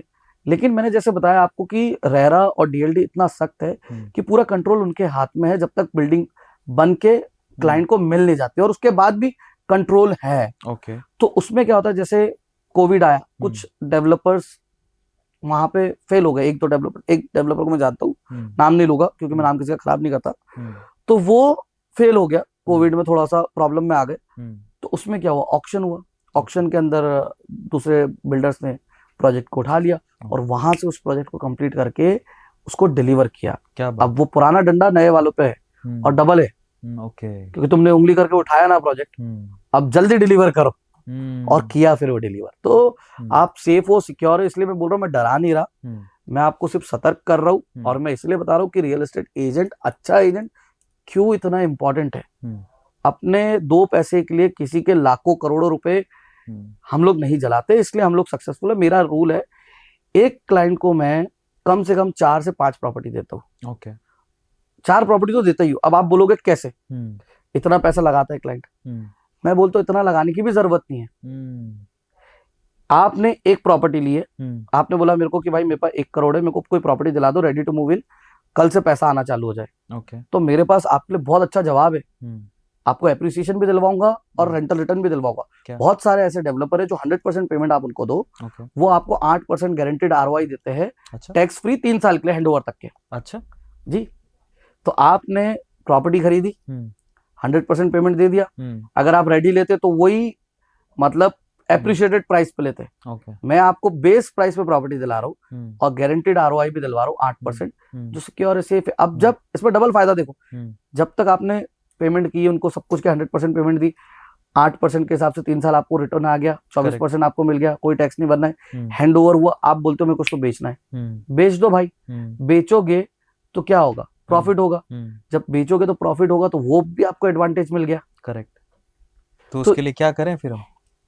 उसके लिए भाई आप कांटेक्ट करो ना, समझाएंगे, गाइड करेंगे। तो उसके लिए सिंपल सा काम करना है, आपको डिस्क्रिप्शन बॉक्स में इनका पूरा डिटेल दे देते हैं। अगर आप दुबई में इन्वेस्ट करना चाहते हैं तो एक गोल्डन अपॉर्चुनिटी है, कांटेक्ट करो। अब इसमें एक छोटा सा सवाल था, मैं आप ही की बात जी। को आपसे सवाल पूछना चाहूंगा। आपने कहा था कि जो 8% का आरओआई है उसको 20% में कैसे कन्वर्ट करना, वो भी आप बताएंगे। बहुत अच्छा चीज आपने बोला, मैं उस पर आऊंगा। वो एक और स्ट्रेटेजी, लेकिन उसके पहले मैं एक स्ट्रेटेजी पे बताता हूँ, बात करता हूँ, जो मैंने बताया कि कोई बहुत जल्दी में उसको आरओआई चाहिए, तो मैंने आपको सॉल्यूशन दे दिया कि सर मैं आपको प्रॉफिट भी दिलाऊंगा, अच्छा खासा बेस प्राइस पे भी प्रॉपर्टी दिलाऊंगा, और मैं आपको गारंटेड आरओआई भी दे रहा हूँ। और वो जो बेस प्राइस पे दिलवाएंगे वो प्रॉपर्टी किस डेवलपर की होगी? हमारे पास है, काफी सारे डेवलपर्स है। अच्छा। तो एक पर्टिकुलर डेवलपर का नाम नहीं लेता, क्योंकि काफी सारे डेवलपर्स है जो आपको गारंटेड आरओआई देते हैं। कुछ तो हमारे पास आने दो लोगों को, नहीं तो वो तो डायरेक्ट चले जाएंगे फिर परेशान होकर आएंगे हमारे पास बाद में कि हेल्प कर दो। तो हेल्प पहले से देंगे हम। अब उसके बाद में क्या होता है, एक स्ट्रेटेजी मेरी ये है कि मैंने बोला, आपने बोला भाई मेरे को 1 करोड़ है, हम लेके चल रहे, इजी रहेगा कैलकुलेशन। 1 करोड़ है, मेरे को ready to move in property दिला दो। मैं बोलता हूँ आप फॉर एग्जाम्पल 2 करोड़ पकड़ लो। 1 करोड़ का तो एग्जाम्पल, आप 2 करोड़ पकड़ लेते हैं। 2 करोड़ है आपके पास में, जो कि लगभग 1 मिलियन 8 लाख के आसपास होता है, 8 लाख दिरहम के आसपास। मेरे को ready to move in 1 bedroom apartment दिला दो। मैं इसके अंदर रेंटल आरओआई ले लूंगा, जिसका आरओआई 6-7% आएगा, 5% आएगा। मैं आपको बोलूंगा आप ये गलती मत करो। इसमें फिर मैं आपको 2 प्रॉपर्टी दिलाऊंगा, अलग अलग लोकेशंस पे दिला दूंगा, अलग अलग बिल्डर्स पे दिला दूंगा, अलग अलग टाइप की प्रॉपर्टी दिला दूंगा। और सबसे इंपॉर्टेंट चीज, आपके 2 करोड़ जो है वो 1-1 करोड़ में बांट देंगे आप। प्रॉपर्टी आपको 4 करोड़ की दिलाऊंगा। कैसे? 1 करोड़ इसमें चले गया, 1 करोड़ इसमें चले गया, तो ये आपके हो गए 2 करोड़ डाइवर्ट। अब आप बोलोगे हैंडओवर का क्या? हैंडओवर पे देखेंगे ना, मैं बैठा हूं ना, क्यों टेंशन ले रहे हो? अब इसमें क्या होता है, अब आपने 3 साल तक के 50% पे करना है। दोनों प्रॉपर्टी में 1 करोड़ पे कर दिया। अब बात करी मैंने, जैसे 2 प्रॉपर्टी अब हैंडओवर पे आ गई। अब हैंडओवर पे आ गई है तो भैया 2 ऑप्शन है आपके पास। दोनों प्रॉपर्टी को बेचो, जो 2 करोड़ थे उसको 3 करोड़ 3.5 करोड़ बनाओ, एग्जिट कर जाओ। प्रॉफिट तो होना ही है। मैं नहीं बोलता दुबई में है इसके लिए प्रॉफिट होगा, मैं बोलता हूँ आप सोमालिया में जाके प्रॉपर्टी खरीद लो, 3 साल बाद प्रॉफिट तो होना ही है। तो आपका पैसा सेफ हो गया, सिक्योर हो गया। आपने 2 करोड़ को 3.5 करोड़ के आसपास बना लिया। फॉर एग्जाम्पल 4 करोड़ भी हो सकता है, कंजर्वेटिव वे में जाते अपन 3 करोड़ बना लिए। करेक्ट। दोनों बेच दी, 3 करोड़ बन गए। भैया मैं बोलता हूँ 3 नई प्रॉपर्टी ले लो। गेम ये रोटेशन का है। करेक्ट। रियल एस्टेट में लोग जो पैसा कमाना चाह रहे वो रेंट से कमाना चाह रहे, वो रोटेशन पे चाहिए नहीं चाह रहे, जाना ही नहीं चाह रहे। तो मैंने आपको क्या बोला, आपने 2 करोड़ दिए, मैंने 2 प्रॉपर्टी में डाल दी, 1 के बजाय। फिर अब ये 2 करोड़ को 4 करोड़ हो गए हैंडओवर पे। अब हम 4 प्रॉपर्टी में डालेंगे पैसे, जेब से कितने लगे? 2 करोड़। अब 4 प्रॉपर्टी मतलब बोले तो 8 करोड़ हो गया। करेक्ट। 8 करोड़ के लिए आपने जेब से कितना लगाया? 2 करोड़। अब ये जब हैंडओवर होगा तब ये कितने की होगी? 16 करोड़ के आसपास की। करेक्ट। तो ये 2 का पहाड़ा नहीं चल रहा है, ये वो नहीं चल रहा है कि मल्टीप्लाई नहीं हो रहा है। ये एक्चुअल में फैक्ट है, फिगर से 19-20 ऊपर नीचे हो सकता है, बट प्रॉफिट होगा। और जैसे मैंने बताया कि 2 करोड़ किसी ने जमा कराए, तो उसके 8 करोड़ कैसे कराना है, 16 करोड़ कैसे कराना है, थोड़ा मेरे पे छोड़ दो, मैं करवा दूंगा, और पूरा आपको समझाकर आपके हिसाब से। और उसका भी आंसर आप दे ही दो कि 8 के 20% के लिए क्या स्ट्रेटेजी है? भाई को उसी में इंटरेस्ट है, इसलिए मैंने रोक के रखा है। 8 के 12 के 20 कैसे हो गए? देखो मैं आपको सिंपल बताता हूँ, चौथी स्ट्रेटेजी मेरी बता रहा हूँ आपको। मेरे पास आप आए 2 करोड़ रुपए लेके कि विनय भाई ready to move in apartment दिला दो। मैं बोलता हूँ छोड़ो रेडी, मैं आपको एक ऐसी प्रॉपर्टी दिलाता हूँ जिसके अंदर पोस्ट हैंडओवर पेमेंट प्लान मिल रहा है। Post handover? अच्छा, ठीक है। जैसे बहुत सारे डेवलपर है, सिर्फ डेन्यू भी नहीं है, बहुत सारे डेवलपर्स है जो पोस्ट हैंडओवर पेमेंट प्लान देते हैं। आपको पहले तो समझना पड़ेगा पोस्ट हैंडओवर पेमेंट प्लान होता क्या है। पोस्ट हैंडओवर पेमेंट प्लान मतलब पोस्ट हैंडओवर, ओके, हैंडओवर के बाद बाद पेमेंट प्लान, पेमेंट प्लान बाद में मिल रहा है। तो हैंडओवर तक के 50-60%, 60% दे दिया आपने, 40% आपको पोस्ट हैंडओवर देना है। ओके, मतलब आपने पेमेंट ही नहीं देना है। मैंने खुद ने डेन्यूब में प्रॉपर्टी खरीदी हुई है, मैंने लिया था 70-30 में, 70% मेरे जेब से गया, 30% मैं दे ही नहीं रहा हूँ, मेरा टेनेंट दे रहा है। जो 1% मंथली इंस्टॉलमेंट मेरी आ रही है वो जा रही है सीधी सीधी रेंटल से आके सीधा डेन्यूब को जा रही है। मतलब मैं हाथ ही नहीं डाल रहा हूँ, इधर से पैसा लिया इधर दे दिया। तो मेरा अच्छा, डेवलपर खुद ही दे देता है? नहीं, मैंने रेंट पे लगाया ना अपार्टमेंट। हाँ, यार मेरे को चाबी मिल गई, मुझे डेवलपर को देने वो पैसे नहीं मैं बताता हूँ क्या होता है। मैंने प्रॉपर्टी खरीदी पोस्ट हैंडओवर पेमेंट प्लान में, अपनी प्रॉपर्टी की बता रहा हूँ, मैंने पर्ल्स बाय डेन्यूब में प्रॉपर्टी खरीदी है, ठीक है। उसमें क्या है, मैंने जो अपार्टमेंट खरीदा था उसका 70% मेरे को हैंडओवर तक देना था, जो मैं दे चुका था। रिमेनिंग 30% के लिए मेरे को 30 महीने मिले थे, जो होते 1% पर मंथ के। वो मैंने दिए ही नहीं है पैसे कभी। क्यों नहीं दिए? अपने जेब से नहीं दिए। मैंने जैसे हैंडओवर हुआ प्रॉपर्टी लगा दी रेंट पे। सही है। रेंट पे लगाने से क्या हो गया, रेंट आता रहा, रेंट आ रहा है, और एग्जैक्टली मेरे को 10% आरओआई आ रहा है। करेक्ट, ठीक है, 10% आरओआई आ रहा है, और वही रेंट सीधा जा रहा है आगे। ओके, आगे किसको जा रहा है? डेवलपर को, उसको देना ना 30% बचा हुआ है। हाँ, तो आप मेरे टेनेंट हो, आपने मेरे को पैसे दिए, मैंने बिल्डर को पैसे दे दिए, समझ गया। मेरे जब अब 30 महीने बाद मेरी प्रॉपर्टी प्राइस तो 2 मिलियन हो गई, जो 1 मिलियन की ली थी वो प्राइस तो डबल हो ही गई। करेक्ट, लेकिन मेरे लिए ट्रिपल हुई है प्राइस 5 साल में, क्योंकि मैंने 7 लाख दिए, अब मेरे को 21 लाख मिल रहे हैं। करेक्ट। और ये रियलिटी कैलकुलेशन आप जाकर के गूगल पे चेक कर लो, जो जगह पे जाके चेक करना चेक कर लो। अभी 2 साल में वो 21 लाख की हो जाएगी, अभी 18 लाख 19 लाख की चल रही है प्राइस। पर उसके लिए पोस्ट पेमेंट प्लान वाले बिल्डर चाहिए। और मेरे पास डेन्यूब नहीं, मेरे पास बहुत सारे डेवलपर्स हैं जो आपको दे रहे हैं ऑप्शन। मीना भाई, मैंने आपकी रील्स में देखा आपको गाड़ियों का बहुत शौक है जी। तो ये कब ले रहे हो आप जी वैगन और ये उर्स, क्या प्लान है? यार देखो, जी वैगन और उर्स का प्लान तो ये था कि मैं जी वैगन तो मैं बहुत टाइम से लेना चाह रहा हूँ। तो जी वैगन जब भी मैं लेने जाता हूँ तो मुझे ऐसा लगता है जितनी जी वैगन आ रही उतनी की प्रॉपर्टी आ रही, तो प्रॉपर्टी ले लेता हूँ। तो जी वैगन ना लेते हुए प्रॉपर्टी में इन्वेस्ट करते गए। फिर एक समय ऐसा आया कि मुझे लगा कि नहीं, अपग्रेड तो करना पड़ेगा। तो मैंने फिर रोल्स रॉयस ले ली, क्योंकि तब भी चॉइस था जी वैगन लूँ या रोल्स रॉयस लूँ। तो काफी रिसर्च करने के बाद जी वैगन को मैंने ड्रॉप करके रोल्स रॉयस, लेकिन मेरे को उस दिन पता था कि अगर मैं आज जी वैगन नहीं लूंगा तो मेरे को आगे जी वैगन लेना है। वो मैं मेंटली प्रिपेयर्ड था।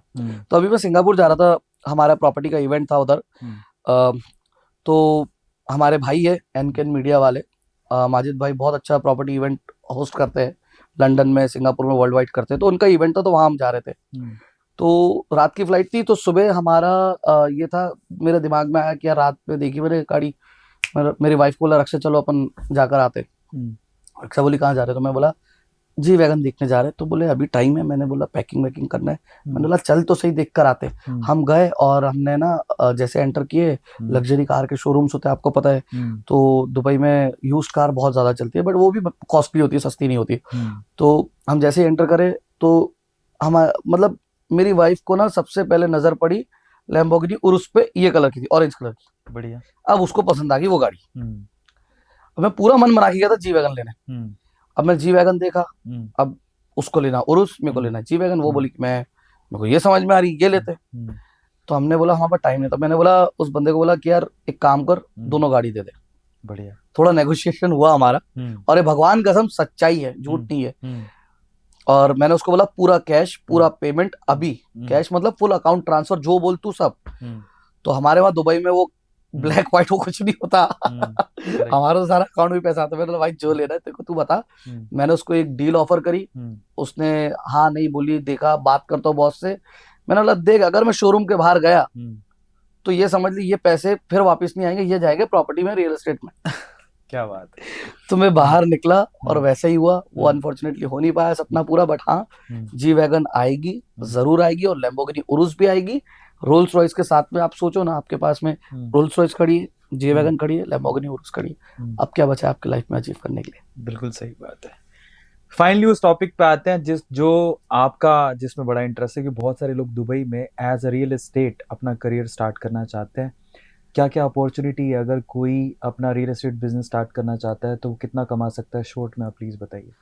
कितना कमा सकता है रियल एस्टेट? भाई समंदर है, जितना बड़ा आप कंटेनर ले जाओगे उतना बड़ा आप पैसा निकाल सकते हो। कोई चम्मच से पैसे निकाल रहा है, कोई कटोरी से निकाल रहा है, कोई बाल्टी से निकाल रहा है। मैं तो ट्रक लेके पहुंच गया भाई, और अब मेरा सपना है कि मैं शिप लेके जाऊं, क्या बात है। और समंदर के बीचों बीच जाके ना सिर्फ पानी निकालूं, पानी के साथ में कुछ चीजें और मिलती है तो वो सब निकालूं। तो अगर कोई इंडिया से एकदम फ्रेशर बंदा दुबई में जाके रियल एस्टेट का बिजनेस करना चाहता है या फिर रियल एस्टेट का एजेंट बन के कमाना चाहता है, तो आपकी एजेंसी जो है वो कैसे मदद कर सकती है उसकी? देखिए, हम लोग जो है कंटिन्यूस हायरिंग करते रहते हैं। आप हमारे वीडियोस देखते रहना, हायरिंग हायरिंग हायरिंग हायरिंग इसके लिए होता है क्योंकि आज 250-300 लोग हो गए हमारे पास में, और ना सिर्फ रियल एस्टेट में बल्कि अब दूसरे सेक्टर्स में भी हम लोग आ गए। तो दूसरे सेक्टर में आने का रीजन 2 है, मैं आपको बताऊंगा। और पहले आपको पहले सवाल का जवाब दे देता हूँ। यार रियल एस्टेट में ना कुछ भी नहीं है, बहुत आसान है। कोई ऐसा नहीं है कि आपको पढ़ना इतना है या नहीं पढ़ा है तो नहीं होगा, इंग्लिश आनी चाहिए, कुछ भी नहीं। मेरे पास ऐसे एजेंट है जो 10वीं फेल है, मेरे पास ऐसे एजेंट है जो इंग्लिश नहीं बोल पाते और दुबई में प्रॉपर्टी बेच रहे। ये फैक्ट बात है। और ना सिर्फ बेच रहे बल्कि लग्जरी गाड़ी लेके घूम रहे, घर ले लिए, प्रॉपर्टीज खरीद ली, पैसे कमाए, तभी तो हो रहा है। करेक्ट। आपके पास ना, मैं फिर बता रहा हूँ, इंडिया में क्या है, जिसको इंग्लिश बोलते आती है, जो पढ़ा हुआ है कॉलेज वो इंटेलिजेंट है, जो नहीं पढ़ा है उसको नहीं समझते कुछ भी। वहां पे सीधा है। और सिर्फ दुबई में नहीं, वर्ल्ड वाइड में जितना जाता हूँ ना, घूमता हूँ, मैं ये देखता हूँ स्किल्स का पैसा मिलता है, एजुकेशन का नहीं मिलता। करेक्ट। तो मैं हमेशा बोलता हूँ स्किल्स पे काम करो। तो जो बंदा दुबई पहुंचता है, आता है, वो सबसे पहले तो मेरे सारे पॉडकास्ट देखे और मेरे सारे ट्रेनिंग के वीडियोस देखे। सारा फ्री में है यूट्यूब पे जाके। कोई मटेरियल बेचने नहीं आया भाई, मैं पैसे कमा रहा हूँ, जिधर से कमा रहा हूँ मैं खुश हूँ। मेरे पास में सबसे अच्छी बात है, कुबेर देव का भी हाथ है मेरे सर पे, और सबसे अच्छी बात मुझे लगता है कि सरस्वती माता का भी आशीर्वाद है, तभी इतना अच्छा बोल पा रहा हूँ, इतना अच्छा कर पा रहा हूँ। तो मैं बोल रहा हूँ वो ज्ञान मैं फ्री में दे रहा हूँ आपको। करेक्ट। मैं कोई ये नहीं बोल रहा कि मेरी बुक खरीद लो, मेरा कोर्स खरीद लो, मेरा वीडियो पेड है, नहीं, सब फ्री में। आप अगर सिर्फ वो पूरे पॉडकास्ट देख लोगे, स्पेशली एक पॉडकास्ट जिसमें मैंने पूरी रियल एस्टेट की ट्रेनिंग दी हुई है, उसके बाद आप मतलब 80% एजेंट बन चुके हो। बढ़िया। आपको 20% क्या बचता है, करंट प्रोजेक्ट्स क्या चल रहे हैं मार्केट में, वो, क्योंकि दुबई मार्केट बहुत फास्ट है। 2 घंटे में पूरे प्रोजेक्ट आके बिक जाते। तो हर टाइम में नए प्रोजेक्ट्स आ रहे, इतने सारे डेवलपर्स आ रहे। आज 700 शायद से डेवलपर है दुबई के अंदर, बिल्डर्स 700 बिल्डर्स, बहुत बड़ी बात है। हजारों प्रोजेक्ट चल रहे हैं, अलग अलग एरिया से, अलग अलग प्राइसेस है, अलग अलग साइजेस है। आपको सब पढ़ना पड़ेगा। और मेरा एक सजेशन है, कोई भी रियल एस्टेट का अगर नॉलेज लेना चाहता है ना, प्राइमरी का तो ले, जो डेवलपर से मिलती है प्रॉपर्टी उसको प्राइमरी बोलते हैं। 2 मार्केट होती है, एक होती है रीसेल मार्केट जिसको सेकेंडरी बोलते हैं, एक होती है प्राइमरी जिसको ऑफ प्लान या प्राइमरी या न्यू जो डेवलपर से आपको प्रॉपर्टी मिलती है। करेक्ट। बात क्या है ना, लोग क्या करते, एक एरिया पे फोकस करते, दूसरे पे नहीं करते। एक पर्टिकुलर प्रोजेक्ट पे फोकस करते, एक पर्टिकुलर स्ट्रीम पे फोकस करते, दूसरे पे नहीं करते। आपने पूरा फोकस करना है पूरा ओवरऑल मार्केट में। मैं हमेशा सबको बोलता हूँ कि आप पहले सारे डेवलपर्स की हिस्ट्री, ज्योग्राफी समझ लो, पूरे प्रोजेक्ट्स उनके समझ लो। आप दुबई का सबसे पहले पढ़ाई करो। इसीलिए हमने हमारे दुबई का मैप बनाया, न्यू हाइट्स रियल एस्टेट का खुद का मैप बना हुआ है दुबई का, न्यू हाइट्स का, जिसमें सारी चीजें बकायदा दिख रही है। आपको मैं मैप दूंगा, आप बोलोगे सही चीज है, ये मेरे को इससे बढ़िया चीज नहीं मिली। उसके पीछे हमने सारी चीजें डाली हुई है, जो मटेरियल आपको एज अ क्लाइंट या एज अ एजेंट आपको चाहिए। दुबई के फ्यूचर प्लान क्या है 2040 के, इतिहाद रेलवे आ रहा है तो पूरा जीसीसी को कनेक्ट कर रहा है, वर्ल्ड वाइड मतलब बहुत सारी कंट्रीज को कनेक्ट कर रहा है। तो कैसे कर रहे हैं, जॉर्डन से स्टार्ट हो रहा है, सऊदी जा रहा है, फिर वो यूएई आ रहा है, यूएई में कहाँ का कनेक्ट कर रहा है, फिर ओमान तक जा रहा है। तो वो सब चीज डाला है। फिर उसके बाद में हमने डाला है गोल्डन वीजा, इन्वेस्टर वीजा के रूल्स रेगुलेशंस, प्राइजेस प्रॉपर्टी की, एरियाज का सब कुछ डाला है। हमने मेट्रो प्लान डाला है पूरा 2030 2040 का जो मेट्रो प्लान है वो हमने उसमें डाला है कि मेट्रो कहाँ कहाँ आ रही, क्या क्या स्टॉप हो गए। तो जीडीपी के बारे में डाला हुआ है। तो बहुत सारी चीजें हमने डाली है। और एजेंट बनने के लिए ना आपको बहुत पढ़ना पड़ता है, बहुत मेहनत करना पड़ती है, और रेगुलर चीजें। अच्छा देखो, आप कोई भी इंडस्ट्री में जाते हो, उसमें आपके एफर्ट्स होती है, पढ़ाई होती है, काम होता है, लेकिन एक हद के बाद ना आप सिर्फ एक्सपीरियंस पे काम कर रहे हो। करेक्ट। रियल एस्टेट में ऐसा नहीं है। मैं आज आपके साथ यहाँ बैठा हूँ, 4 प्रोजेक्ट पीछे लॉन्च हो गए, अभी मेरे को खोल के देखना पड़ेगा कौन कौन से लॉन्च हुए, उसमें क्या क्या चीजें हैं। अगर मेरे को एक सवाल का जवाब मेरे पास नहीं होगा ना, उस दिन से क्लाइंट के लिए मैं मतलब वेस्ट हूँ, लायक ही नहीं हूँ। करेक्ट। तो इसके लिए मैं बोलता हूँ आप ऑफ प्लान पढ़ो, प्लस डेली बेसिस पे सबको मैं ये बोलता हूँ, बयूथ डुबैजल प्रॉपर्टी फाइंडर करके पोर्टल से उस पे जाओ, सेकेंडरी की प्रॉपर्टीज के प्राइसेस कंपेयर करो, देखो कहाँ पे क्या प्राइस चल रहा है, कौन सी बिल्डिंग में क्या प्राइस चल रहा है, कौन से एरिया में क्या प्राइस चल रहा है, और ना सिर्फ उसका प्राइसेस देखो सेकेंडरी का, बल्कि उसका रेंटल भी चेक करो। आपका जवाब सवाल होना चाहिए ना। कई बार क्लाइंट आके बोलता है यार मेरे को दुबई में तो 1 मिलियन में 2 बेड अपार्टमेंट भी मिल रहा है, मैं बोलता हूँ 1 मिलियन में स्टूडियो भी मिल रहा है। सही बात है। आपको डिफरेंस पता होना चाहिए रेंटल का। आपसे कोई बात कर रहा है कि नहीं मैं मान ही नहीं सकता दुबई में इतना रेंटल आएगा, करेक्ट, आप खोल के बता, आपको स्टडी करिए तो आप खोल के बता दोगे ये लो फैक्ट एंड फिगर, आज इतना रेंटल चल रहा है, 3 साल बाद क्या आप सेम रेंटल नहीं चलेगा। करेक्ट। वैसे मुझे एक बात और पूछनी थी, जैसे मैं सोशल मीडिया खोल के देखता हूँ, दुबई के बारे में पढ़ता हूँ ना, तो बुर्ज खलीफा के अलावा एक ही चीज़ समझ में आती है, रियल एस्टेट। रियल एस्टेट क्या है, पूरा दुबई सिर्फ रियल एस्टेट पे चल रहा है या कुछ और भी है इसका? देखो मैं आपको एक चीज बताऊं, ये बहुत बड़ी मिथ है कि दुबई रियल एस्टेट पे चल रहा है और दुबई टूरिज्म पे चल रहा है या दुबई ऑयल पे चल रहा है। यार देखो सिंपल सी बात है, आप कुछ नहीं करो, आप डेटा उठा के देखो। मैं बोलता हूँ दुबई का जीडीपी उठा के देखो, चाहे 2024 का देखो, 23 का देखो, 25 का देखो, कोई भी जीडीपी देखो। मेरे पिछले पॉडकास्ट में भी मैंने बोला मैं नंबर्स पे बहुत बात करता हूँ। दुबई का पहले तो साइज बहुत छोटा है, Dubai just 5% of entire UAE. Correct. अगर आप बात करते हो यूएई की, यूएई के अंदर major contribution oil and gas का है, अबू धाबी का 30% का उनका रेवेन्यू जनरेट होता है, लेकिन दुबई का कितना होता है, लेस देन 1%। ये आपको हजम ही नहीं होगी बात। फिर आप बोलेगे नहीं दुबई तो टूरिज्म पे चलता है, दुबई ने अपने आपको टूरिस्ट सिटी बना लिया है। टूरिज्म का कंट्रीब्यूशन है लगभग 5%। बस इंडिया का अगर आप टूरिज्म का कंट्रीब्यूशन देखोगे तो लगभग 6% के आसपास है जीडीपी में 2025 के। अगर आप बात करोगे रियल एस्टेट की, तो रियल एस्टेट का कंट्रीब्यूशन इंडिया के अंदर है 13% का 2025 में, 24 में था लगभग 7% 8% का था। दुबई में अब सोचो दुबई में, आप बताओ कितना होगा? मेरे ख्याल से 20-22% तो होना चाहिए। यही मैं बता रहा हूँ, यही मिथ है। दुबई में रियल एस्टेट का कंट्रीब्यूशन है 8% और 2025 में भी 8 है, 2024 में भी 8% के आसपास था। तो फिर कहाँ आता है पैसा, कहाँ से आता है? देखो यही मैं बता रहा हूँ, Dubai is a global city. Global city जहां पे पूरा वर्ल्ड कनेक्ट होता है, 190 देशों के लोग यहाँ रहते हैं, बिजनेस हब है, ट्रेडिंग हब है, होलसेल एंड रिटेल से आता है 24% का बिजनेस। अच्छा। हाँ, इंपोर्ट एक्सपोर्ट से आता है। आप फाइनेंशियल की बात करो, फाइनेंस और इंश्योरेंस में आता है 12.5% का कंट्रीब्यूशन है जीडीपी में 2025 के अंदर। तो ये कंट्रीब्यूशन मैं इसके लिए बता रहा हूँ ताकि एक मिथ ब्रेक हो जाए। अब मुझे बताओ स्कोप नहीं है क्या रियल एस्टेट ग्रो करने का? बिल्कुल है। दूसरी चीज प्राइसेस बढ़ रही है, लोग बोल रहे पीक पे है, पीक पे है, बबल है, बस्ट हो जाएगा, बस्ट हो जाएगा।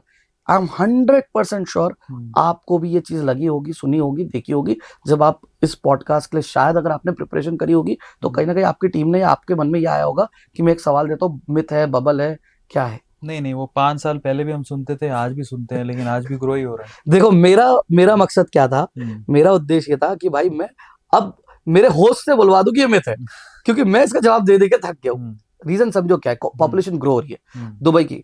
आप देखो सारे बिलियनर्स जो है वर्ल्ड के दुबई मूव कर रहे हैं। क्यों मूव कर रहे हैं? सबसे ज्यादा सबसे ज्यादा यूके से मूव कर रहे हैं। It's not about taxation, sorry my friend, easy life, secure life भी है वहां। Yes, that's the one. See tell me, आज आपके पास जेब में 100 करोड़ पड़े, 200 करोड़ पड़े, आपके पास सेफ्टी सिक्योरिटी नहीं, आप रहोगे उस सिटी में, उस कंट्री में? नहीं। जब पैसा होता है ना, तब आदमी के पास में सिक्योरिटी ज्यादा इंपॉर्टेंट होती है, सेफ्टी ज्यादा इंपॉर्टेंट होती है, अपनी और अपनी फैमिली की। तो इसलिए लोग मूव कर रहे हैं। बिजनेस इजी है, टैक्सेशन इजी है। दुबई में अगर आप पिछले सालों में डेटा देखो, अभी दुबई की पॉपुलेशन 4 मिलियन टच कर गई है, लेकिन प्रॉपर्टी कितनी हैंड ओवर हो रही है? 2023 से अगर अभी तक के का मैं डेटा बताऊं, सिर्फ लोग कितने आए हैं और प्रॉपर्टी कितनी हैंड ओवर हुई है, तो आप भी हैरान हो जाओगे।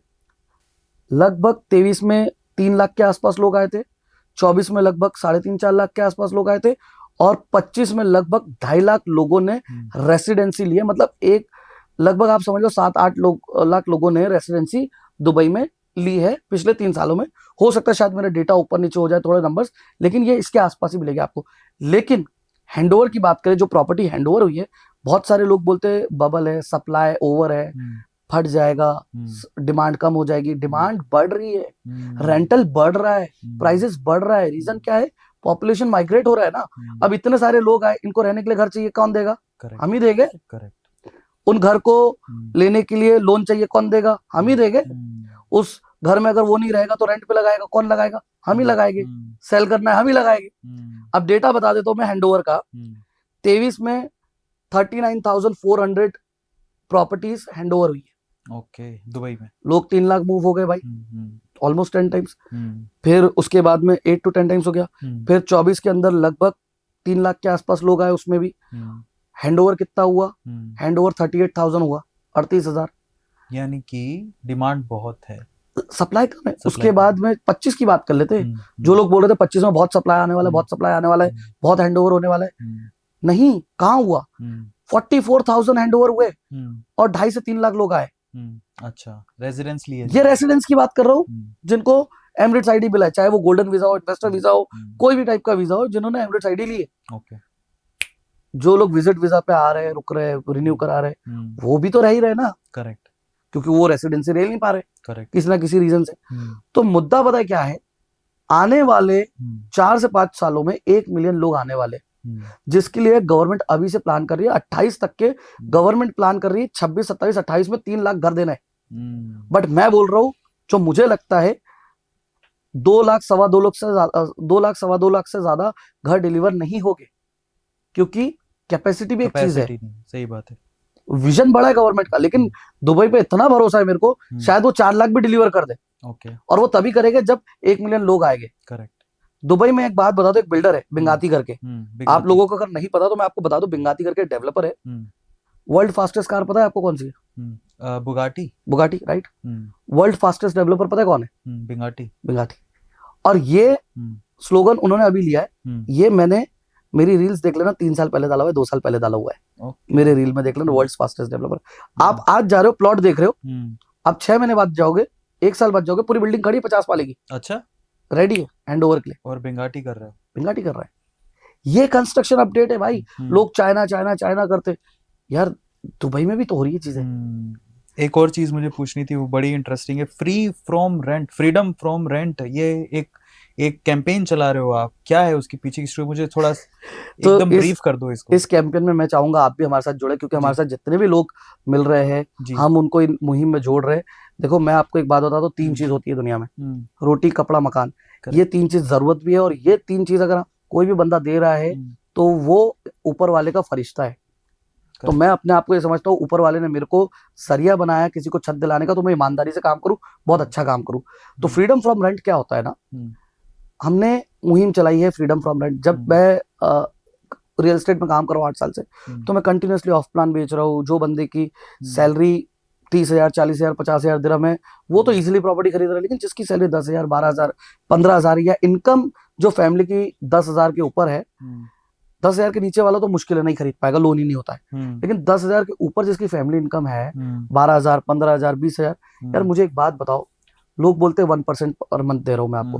1% पता है 1 बेडरूम का कितना होता है? सस्ते से सस्ता भाई 8 लाख, 9 लाख, 10 लाख दिरहम का होता है। 1% आपका आ गया 10,000 दिरहम। जिसकी सैलरी 10,000 वो कहां से देगा? जिसकी सैलरी घर की 15,000 वो कहां से देगा?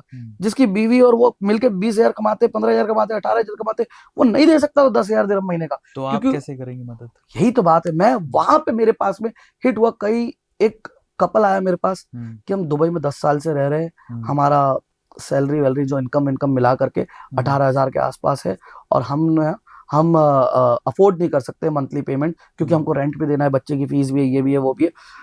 आपको हम बहुत मानते हैं, आप दूर के दोस्त नहीं, आप पास के दोस्त हो हमारे। और लोग बोलते हैं master of Dubai real estate, अगर आप सही में हो तो प्लीज हमें हेल्प करके दो। मैंने बोला आप निराश मत हो, ऊपर वाले पे भरोसा रखो, हनुमान जी का नाम लो, हिंदू थे अपने, हनुमान जी का नाम लो, आपको कहीं ना कहीं रास्ता मिलेगा। करेक्ट।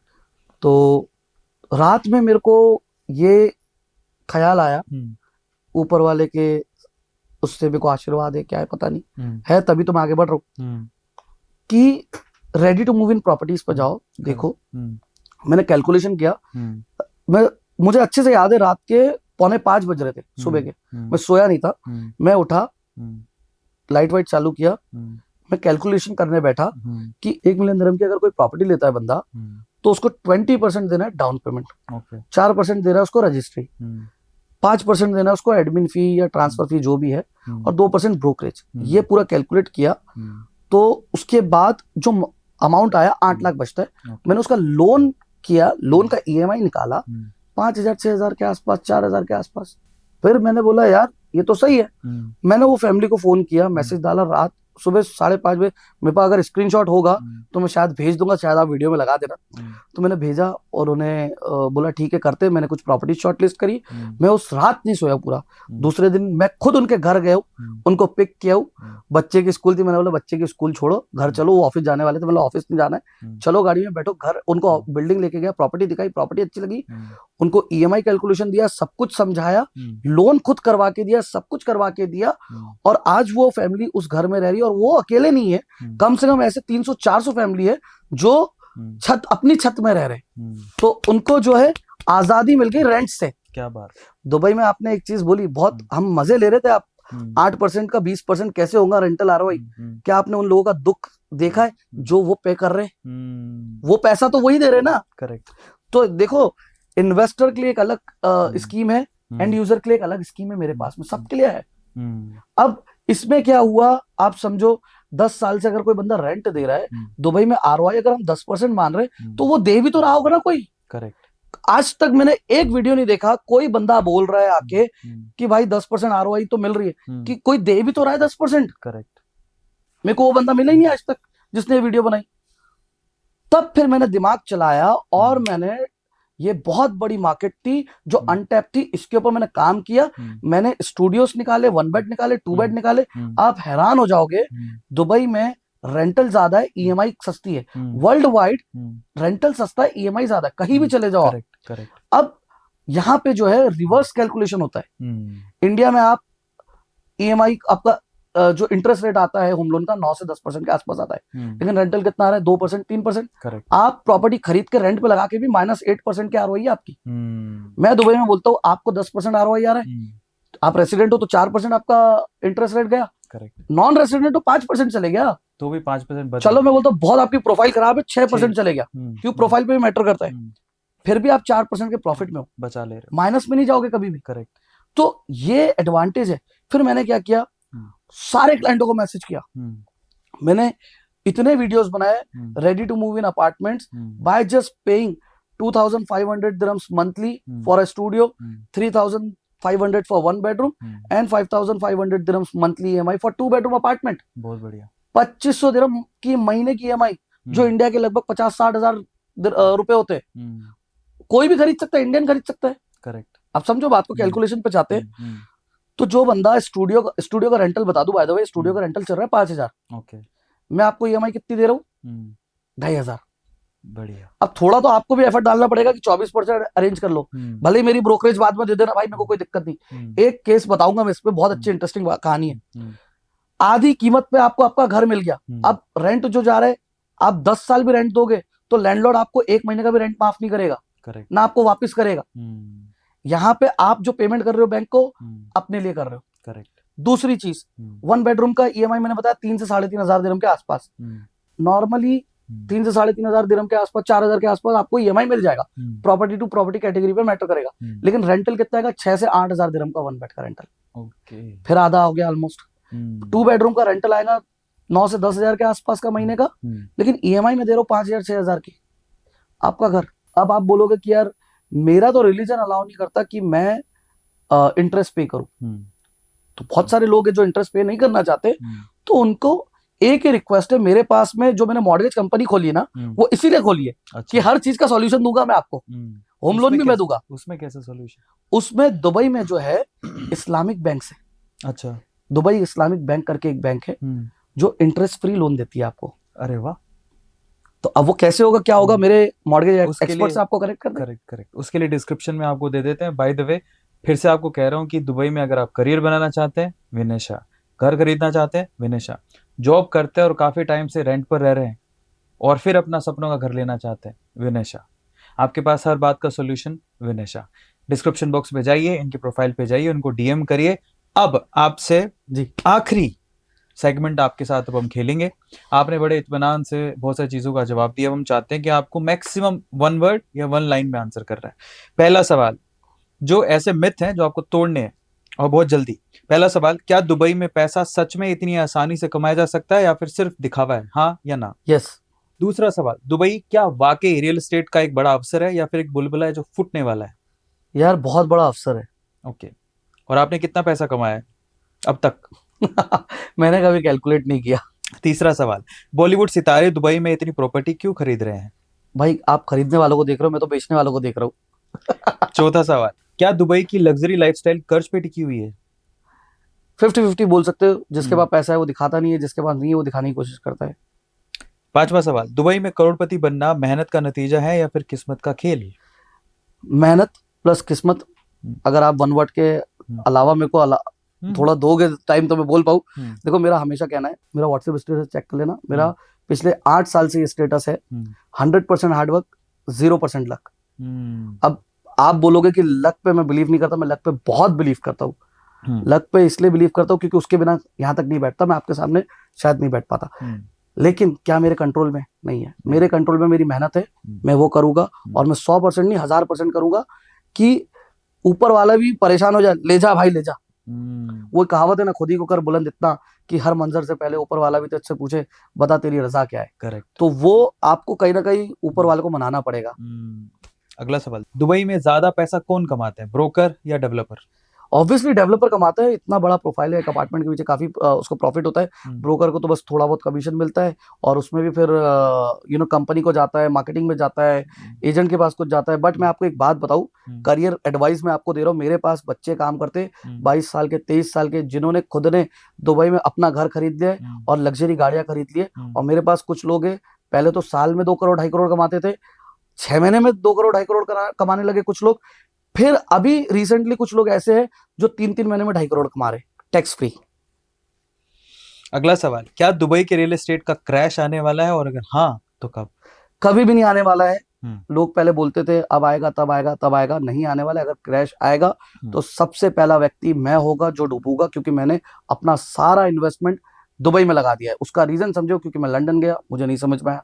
इंडिया मैंने बहुत सर्च किया, मुझे समझ में नहीं आया। It's not about worth, it's about जो मेरे लाइफस्टाइल दुबई में है, वो जो मेरे को प्रॉपर्टी दुबई में मिलती है, जिस पैसों में इंडिया की प्रॉपर्टी बहुत महंगी है उसके कंपैरेटिवली। अगर मैं उस टाइप की लाइफस्टाइल, उस टाइप की प्रॉपर्टी देखने जाऊंगा तो शायद डबल नहीं ट्रिपल का पैसा देना पड़ेगा मेरे को। तो वो चीज है। पैसे देखो 1 करोड़ 2 करोड़ में तो इंडिया में भी प्रॉपर्टी मिलेगी, 25 लाख में भी मिल जाएगी। लेकिन दुबई में जो 1 करोड़ 2 करोड़ में प्रॉपर्टी मिलेगी, वो प्रॉपर्टी इंडिया में आपको शायद 3 करोड़ 4 करोड़ में मिलेगी।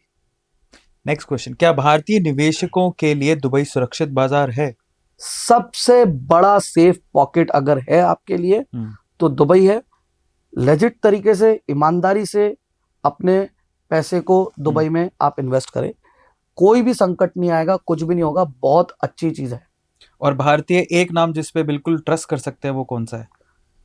यार ऐसे तो बहुत सारे नाम हैं, और फिर मैं तो थोड़ा सा सेल्फ लवर वो एक ही नाम है, विनय शाह।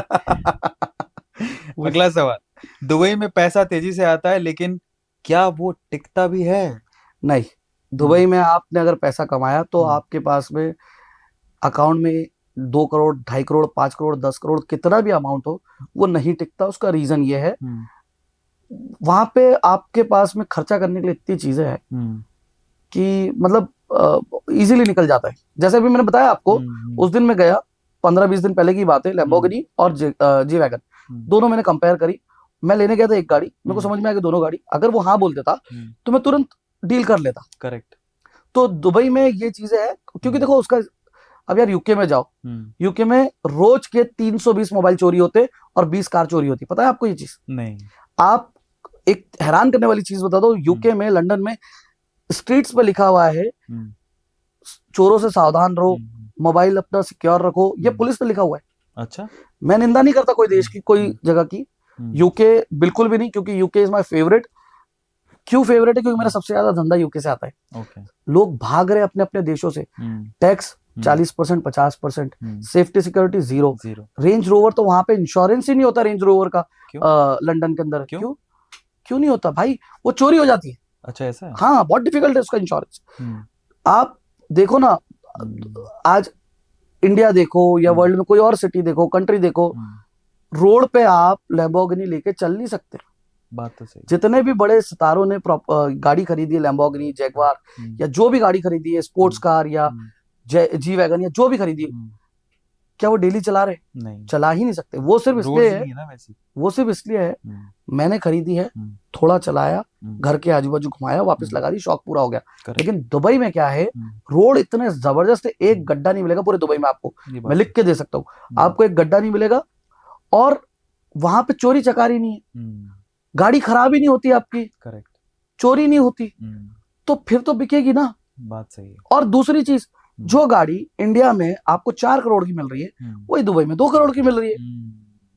ये बात तो सस्ती है। तो एक जी वैगन लूंगा मैं इंडिया में, उतने में मेरे पास जी वैगन और लैम्बोर्गिनी उरुस दोनों आ जाएगी। अब आखिरी सवाल लेते हैं विनय शाह से। विनय भाई, एक चीज मैंने देखी है सोशल मीडिया पे, बहुत सारे इन्फ्लुएंसर्स खुद, इवन बॉलीवुड स्टार्स तक, बॉलीवुड एक्टर्स तक खुद दुबई की प्रॉपर्टी सेल कर रहे हैं, वहां पे एजेंट के तौर पे काम कर रहे हैं। आपको कंपटीशन फील नहीं होता है? नहीं, मुझे कंपटीशन फील होता ही नहीं, मेरे लिए तो और अच्छी बात है। कैसे?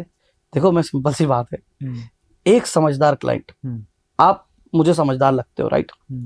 आपको प्रॉपर्टी लेना है, तो आप रियल एस्टेट एक्सपर्ट के पास जाओगे या इन्फ्लुएंसर के पास जाओगे? एक्सपर्ट के पास। एक्सपर्ट का यही तो है। देखो, आपका इंटरेस्ट किसने जगाया हो सकता है। देखो, सबसे बड़ा एडवांटेज क्या है इन्फ्लुएंसर्स के पास या बॉलीवुड सेलिब्रिटीज के पास? ऑडियंस। ऑडियंस का गेम है भाई पूरा। अब ऑडियंस का गेम कैसा है, आज आपके पास, जैसे आपने बताया 22 मिलियन फॉलोवर्स है आपके, आपने एक वीडियो ये बना के डाल दी कि भैया मैं तो दुबई में प्रॉपर्टी बेच रहा हूँ, ये डमैक है, ये डेन्यूब है, ये एमआर है, ये शोभा है, ये सब मैं बेच रहा हूँ। आपने जाके वीडियो बना के डाल दी, आपने टीम हायर कर ली, टीम काम कर रही है, लेकिन टीम को ट्रेनिंग कौन देगा?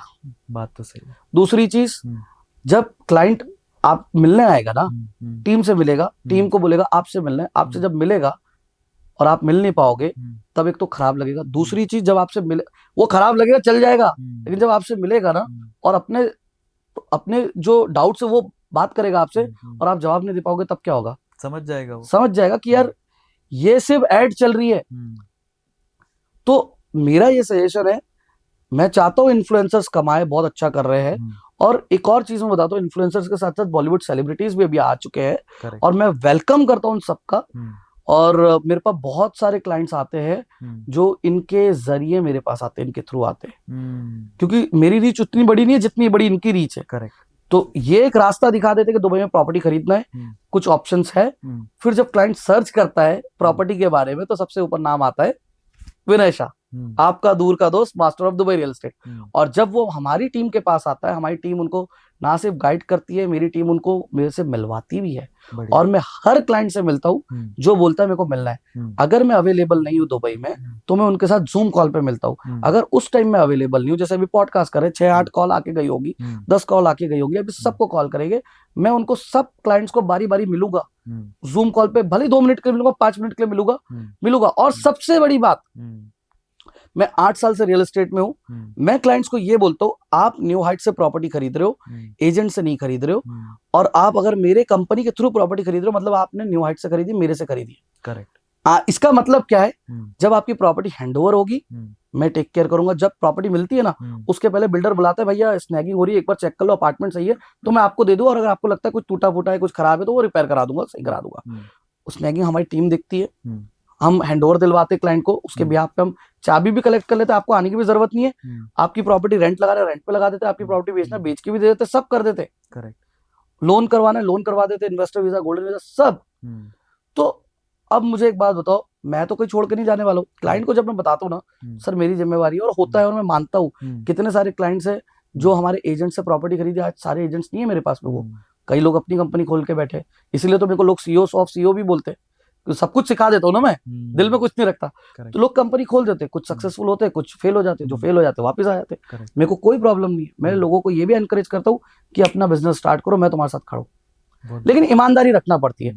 तो ये इसलिए इन्फ्लुएंसर्स और बॉलीवुड सेलिब्रिटीज से मेरे को कोई डर नहीं है, मेरे को कोई खतरा नहीं। कॉम्पिटिशन का ये तो छोड़ दो, आपको पता है दुबई में लगभग 2 लाख रियल एस्टेट एजेंट्स हैं, 40 लाख की पॉपुलेशन, 2 लाख के एजेंट्स हैं।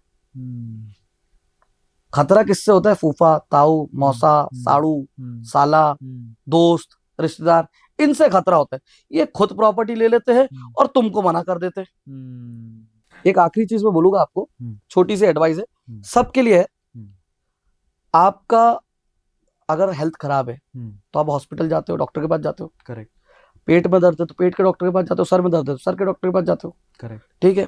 हम्म, फिर आपका अगर कोई केस हो गया हम्म, तो आप लॉयर के पास जाते हो, आपको किसी ने मार दिया कुछ कर दिया तो आप पुलिस स्टेशन जाते हो। करेक्ट। तो जब रियल एस्टेट खरीदना होता है तो आप मेरे पास क्यों नहीं आते हो, एजेंट के पास क्यों नहीं जाते हो? तो बस यही करना है आपको। डिस्क्रिप्शन बॉक्स में हम विनय शाह जी की कंपनी और उनकी वेबसाइट और उनके इंस्टाग्राम सबका डिटेल आपको दे रहे हैं। अगर आपको दुबई में किसी भी तरह का कोई भी काम है, इनफैक्ट अगर आप अपना करियर ऑप्शन भी देख रहे हैं, तो आपको आपके दूर के दोस्त विनय शाह को एक बार याद जरूर कर लेना है। डिस्क्रिप्शन बॉक्स में जाइए, सारी डिटेल दी हुई है।